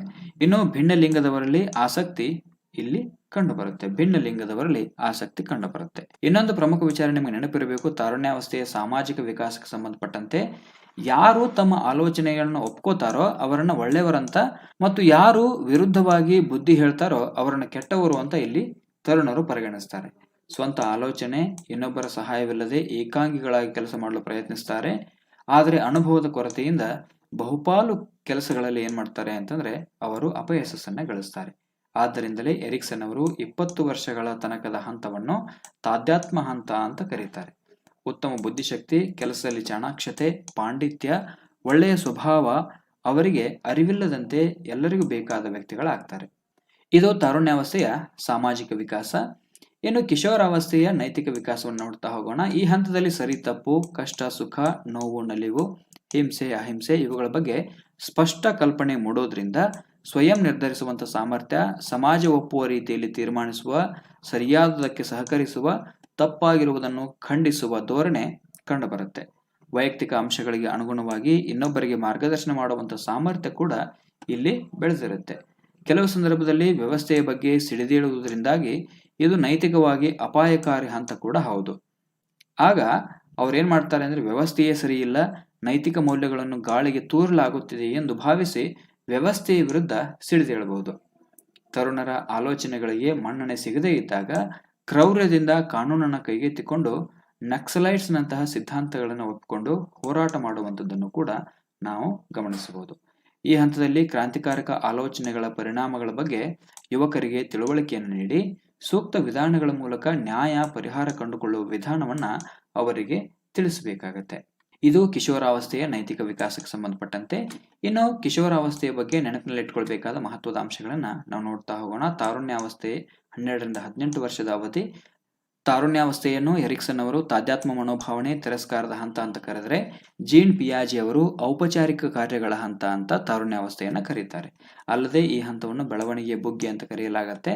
ದೇಹದಲ್ಲಿ ಹಾರ್ಮೋನ್ಗಳ ಸ್ರವಿಕೆಯಿಂದ ಕಡಿಮೆ ಅವಧಿಯಲ್ಲಿ ದೈಹಿಕವಾದ ಬೆಳವಣಿಗೆ, ಲೈಂಗಿಕ ಬದಲಾವಣೆಗಳು, ಸಾಮಾಜಿಕ ಭಾವನಾತ್ಮಕ ಬದಲಾವಣೆಗಳು ಶೀಘ್ರಗತಿಯಲ್ಲಿ ಆಗ್ತವೆ.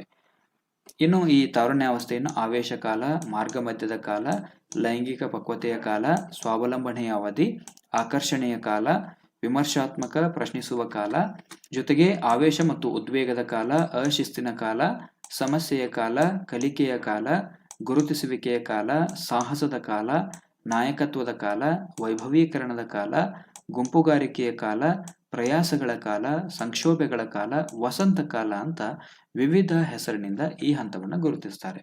ನಿಮಗೆ ನೆನಪಿರಬೇಕು, ಬೆಳವಣಿಗೆಯ ಬುಗ್ಗೆ ಅಂತ ಯಾವ ಹಂತವನ್ನು ಕರೀತಾರೆ ಅಂದರೆ ತಾರುಣ್ಯಾವಸ್ಥೆಯನ್ನು ಕರೀತಾರೆ. ಅದೊಂದು ಬಹಳಷ್ಟು ಇಂಪಾರ್ಟೆಂಟ್ ಆಗಿರ್ತಕ್ಕಂಥದ್ದು. ಜೊತೆಗೆ ಜೀನ್ ಪಿಯಾಜೆ ಈ ಹಂತವನ್ನ ಔಪಚಾರಿಕ ಕಾರ್ಯಗಳ ಹಂತ ಅಂತ ಕರೀತಾರೆ, ಮೂರ್ತ ಕಾರ್ಯಗಳ ಮುಂದುವರೆದ ಹಂತ ಅಂತ ಕೂಡ ಇದನ್ನ ಹೇಳಲಾಗುತ್ತೆ. ಸೊ ಇದಿಷ್ಟು ಇವತ್ತಿನ ತರಗತಿ ಆಯಿತು. ಇನ್ನು ಇವತ್ತಿನ ತರಗತಿಗೆ ಸಂಬಂಧಪಟ್ಟಂತೆ ಕೆಲವು ಮಹತ್ವದ ಪ್ರಶ್ನೆಗಳನ್ನು ನಾನು ನಿಮಗೆ ಕೇಳ್ತಾ ಹೋಗ್ತೀನಿ. ಪ್ರತಿಯೊಂದು ಪ್ರಶ್ನೆಗೂ ಕೂಡ ತಾವು ಕಡ್ಡಾಯವಾಗಿ ಕಾಮೆಂಟ್ ಅನ್ನ ಮಾಡಲೇಬೇಕು. ಮೊದಲನೇ ಪ್ರಶ್ನೆ ಬಂದಿದೆ ಇಲ್ಲಿ, ಪ್ರಚೋದನೆ ಮತ್ತು ಪ್ರತಿಕ್ರಿಯೆಗಳ ನಡುವೆ ಏರ್ಪಡುವಂತ ಬಂಧವೇ ಕಲಿಕೆ ಎಂದು ಕಲಿಕೆಯನ್ನು ವ್ಯಾಖ್ಯಾನಿಸಿದ ತಜ್ಞ ಯಾರು? ಆಯ್ಕೆ 1 ಗಾರ್ಡ್ನರ್ ಮರ್ಫಿ, ಆಯ್ಕೆ 2 ವುಡ್ವರ್ತ್, ಆಯ್ಕೆ 3 ಥಾರಂಡೈಕ್, ಆಯ್ಕೆ 4 ಗೇಟ್ಸ್. ಸರಿಯಾದ ಉತ್ತರ ಯಾವುದು? ಪ್ರಚೋದನೆ ಮತ್ತು ಪ್ರತಿಕ್ರಿಯೆಗಳ ನಡುವೆ ಏರ್ಪಡುವಂತ ಬಂಧವೇ ಕಲಿಕೆ ಅಂತ ಕಲಿಕೆಯನ್ನು ವ್ಯಾಖ್ಯಾನಿಸಿದ ತಜ್ಞ ಯಾರು? ನಿಮ್ಮ ಉತ್ತರವನ್ನು ಕಮೆಂಟ್ ಮಾಡಿ.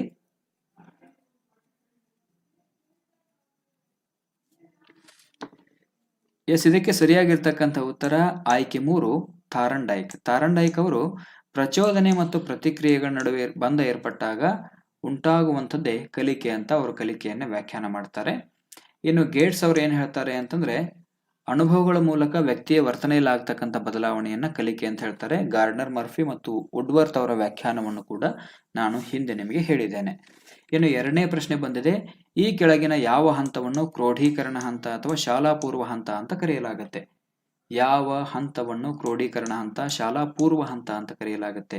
ಶೈಶವ ಹಂತ, ಪೂರ್ವ ಬಾಲ್ಯ, ಉತ್ತರ ಬಾಲ್ಯ, ತಾರುಣ್ಯಾವಸ್ಥೆ. ಇದಕ್ಕೆ ಸರಿಯಾದ ಉತ್ತರ ಯಾವುದು? ನೀವು ಉತ್ತರವನ್ನ ಕಮೆಂಟ್ ಮಾಡಬೇಕು.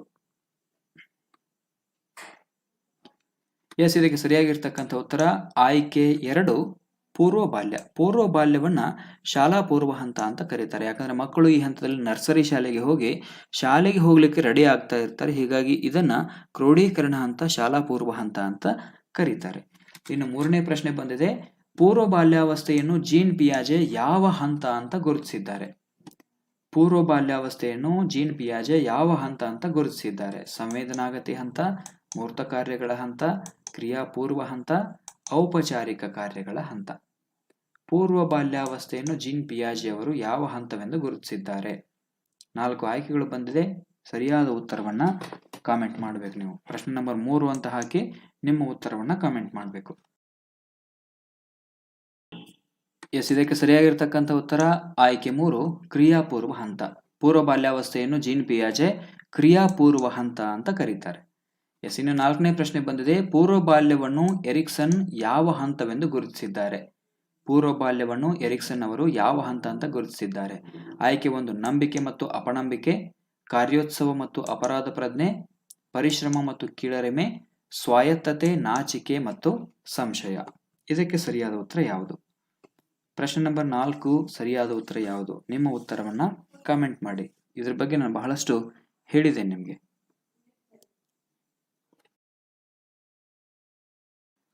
ಎಸ್, ಇದಕ್ಕೆ ಸರಿಯಾಗಿರ್ತಕ್ಕಂಥ ಉತ್ತರ ಆಯ್ಕೆ 4 ಸ್ವಾಯತ್ತತೆ, ನಾಚಿಕೆ ಮತ್ತು ಸಂಶಯದ ಹಂತ. ಪೂರ್ವ ಬಾಲ್ಯವನ್ನು ಎರಿಕ್ಸನ್ ಅವರು ಸ್ವಾಯತ್ತತೆ, ನಾಚಿಕೆ ಮತ್ತು ಸಂಶಯದ ಹಂತ ಅಂತ ಗುರುತಿಸ್ತಾರೆ.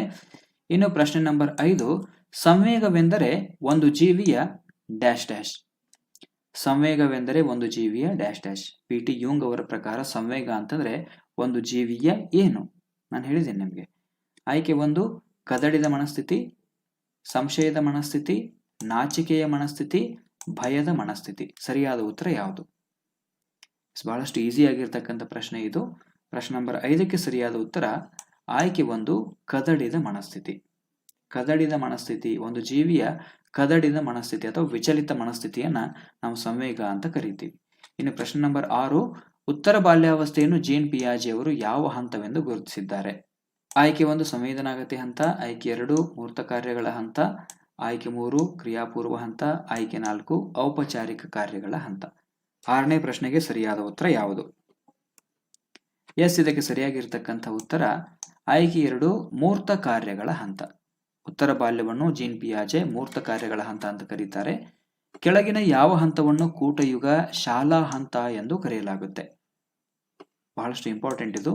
ಗ್ಯಾಂಗ್ ಏಜ್, ಕೂಟಯುಗ ಅಂತಂದ್ರೆ ಗ್ಯಾಂಗ್ ಏಜ್. ಶಾಲಾ ಹಂತ, ಕೆಳಗಿನ ಯಾವ ಹಂತವನ್ನು ಶಾಲಾ ಹಂತ ಅಂತ ಕರೆಯಲಾಗುತ್ತೆ? ಶೈಶವ ಹಂತ, ಪೂರ್ವ ಬಾಲ್ಯ ಹಂತ, ಉತ್ತರ ಬಾಲ್ಯ, ತಾರುಣ್ಯಾವಸ್ಥೆ. ಸರಿಯಾದ ಉತ್ತರ ಯಾವುದು? Yes, very good. ಇದಕ್ಕೆ ಸರಿಯಾಗಿರ್ತಕ್ಕಂಥ ಉತ್ತರ ಉತ್ತರ ಬಾಲ್ಯ. ಆಯ್ಕೆ 3 ಉತ್ತರ ಬಾಲ್ಯ ಸರಿಯಾದ ಉತ್ತರ. ಪೂರ್ವ ಬಾಲ್ಯವನ್ನು ಶಾಲಾ ಪೂರ್ವ ಹಂತ ಅಂತ ಕರೆಯಲಾಗುತ್ತೆ. ಜೊತೆಗೆ ಪೂರ್ವ ಬಾಲ್ಯವನ್ನು ಕ್ರೋಢೀಕರಣ ಹಂತ ಅಂತ ಕೂಡ ಕರೆಯಲಾಗುತ್ತೆ. ತಾರುಣ್ಯಾವಸ್ಥೆಯನ್ನು ಬೆಳವಣಿಗೆಯ ಬುಗ್ಗೆ ಅಂತ ಕರೆಯಲಾಗುತ್ತೆ. ಇನ್ನು 8ನೇ ಪ್ರಶ್ನೆ ಬಂದಿದೆ. ಅಡೋಲೆಸೆನ್ಸ್ ಎಂಬ ಪದವು ಯಾವ ಭಾಷೆಯಿಂದ ಬಂದಿದೆ? ಅಡೋಲೆಸೆನ್ಸ್ ಅನ್ನುವಂಥ ಪದ ಯಾವ ಭಾಷೆಯಿಂದ ಬಂದಿದೆ? ಆಯ್ಕೆ 1 ಲ್ಯಾಟಿನ್, ಗ್ರೀಕ್, ಅರೇಬಿಕ್, ಇಂಗ್ಲಿಷ್. ಬಹಳಷ್ಟು ಈಸಿ ಆಗಿರ್ತಕ್ಕಂಥ ಪ್ರಶ್ನೆ ಇದು. ಸರಿಯಾಗಿರ್ತಕ್ಕಂಥ ಉತ್ತರ ಲ್ಯಾಟಿನ್.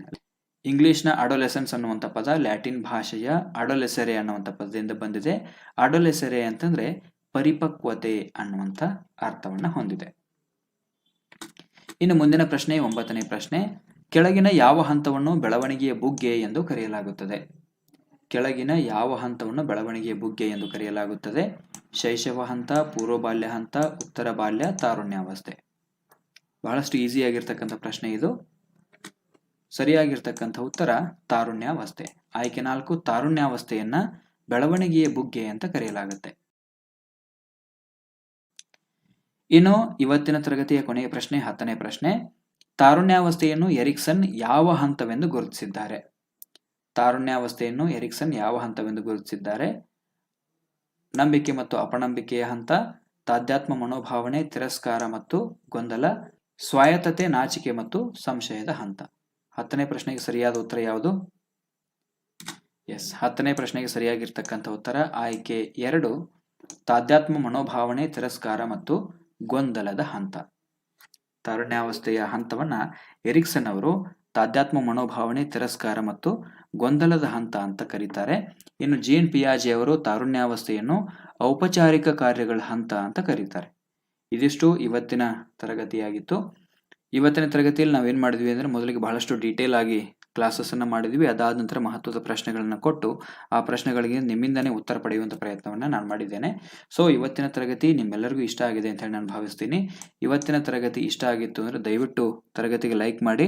ತರಗತಿಯ ಕುರಿತಾಗಿರ್ತಕ್ಕಂಥ ನಿಮ್ಮ ಅನಿಸಿಕೆ, ಅಭಿಪ್ರಾಯಗಳನ್ನು ಅದು ಯಾವುದೇ ರೀತಿ ಮೆರಿಟ್ ಆರ್ ಡಿಮೆರಿಟ್ ಏನಿದೆ ಅದನ್ನು ದಯವಿಟ್ಟು ನಮಗೆ ತಪ್ಪದೇ ಕಾಮೆಂಟ್ ಮೂಲಕ ತಿಳಿಸಿ. ಇನ್ನೊಂದು ಮಹತ್ವದ ವಿಚಾರ, ಈ ಹೈಸ್ಕೂಲ್ ಟೀಚರ್ಸ್ ರಿಕ್ರೂಟ್ಮೆಂಟ್ಗೆ ಸಂಬಂಧಪಟ್ಟಂತೆ www.gkquizkannada.com ಅನ್ನುವಂಥ ವೆಬ್ಸೈಟ್ನಲ್ಲಿ ಹೈಸ್ಕೂಲ್ ಟೀಚರ್ಸ್ ರಿಕ್ರೂಟ್ಮೆಂಟ್ ಆಗಿರ್ಬೋದು ಅಥವಾ ಮುಂಬರುವಂಥ ಎಲ್ಲ ಸ್ಪರ್ಧಾತ್ಮಕ ಪರೀಕ್ಷೆಗಳಿಗೆ ಸಂಬಂಧಪಟ್ಟಂತೆ ಉಚಿತ ಕ್ವಿಜ್ ಅನ್ನು ನಡೆಸಲಾಗ್ತಾ ಇದೆ. ಆದ್ದರಿಂದ ಈ 10 ಪ್ರಶ್ನೆಗಳು ಕೂಡ ಆ ವೆಬ್ಸೈಟ್ನಲ್ಲಿ ಅಪ್ಡೇಟ್ ಆಗಿರುತ್ತೆ. ಇಲ್ಲಿರ್ತಕ್ಕಂಥ ಈ 10 ಮಹತ್ವದ ಪ್ರಶ್ನೆಗಳನ್ನು ನಾವೇನು ಮಾಡ್ತಾ ಹೋಗ್ತೀವಿ ಅಂತಂದರೆ ಆ ವೆಬ್ಸೈಟ್ನಲ್ಲಿಯೂ ಕೂಡ ಅಪ್ಡೇಟ್ ಮಾಡಿರ್ತೀವಿ. ಯಾರೆಲ್ಲ ಫ್ರೀ ಇರ್ತೀರಿ, ಫ್ರೀ ಇದ್ದಾಗ ಆ ವೆಬ್ಸೈಟ್ಗೂ ಕೂಡ ಒಂದ್ಸಾರಿ ತಾವು ಭೇಟಿ ನೀಡಬಹುದು.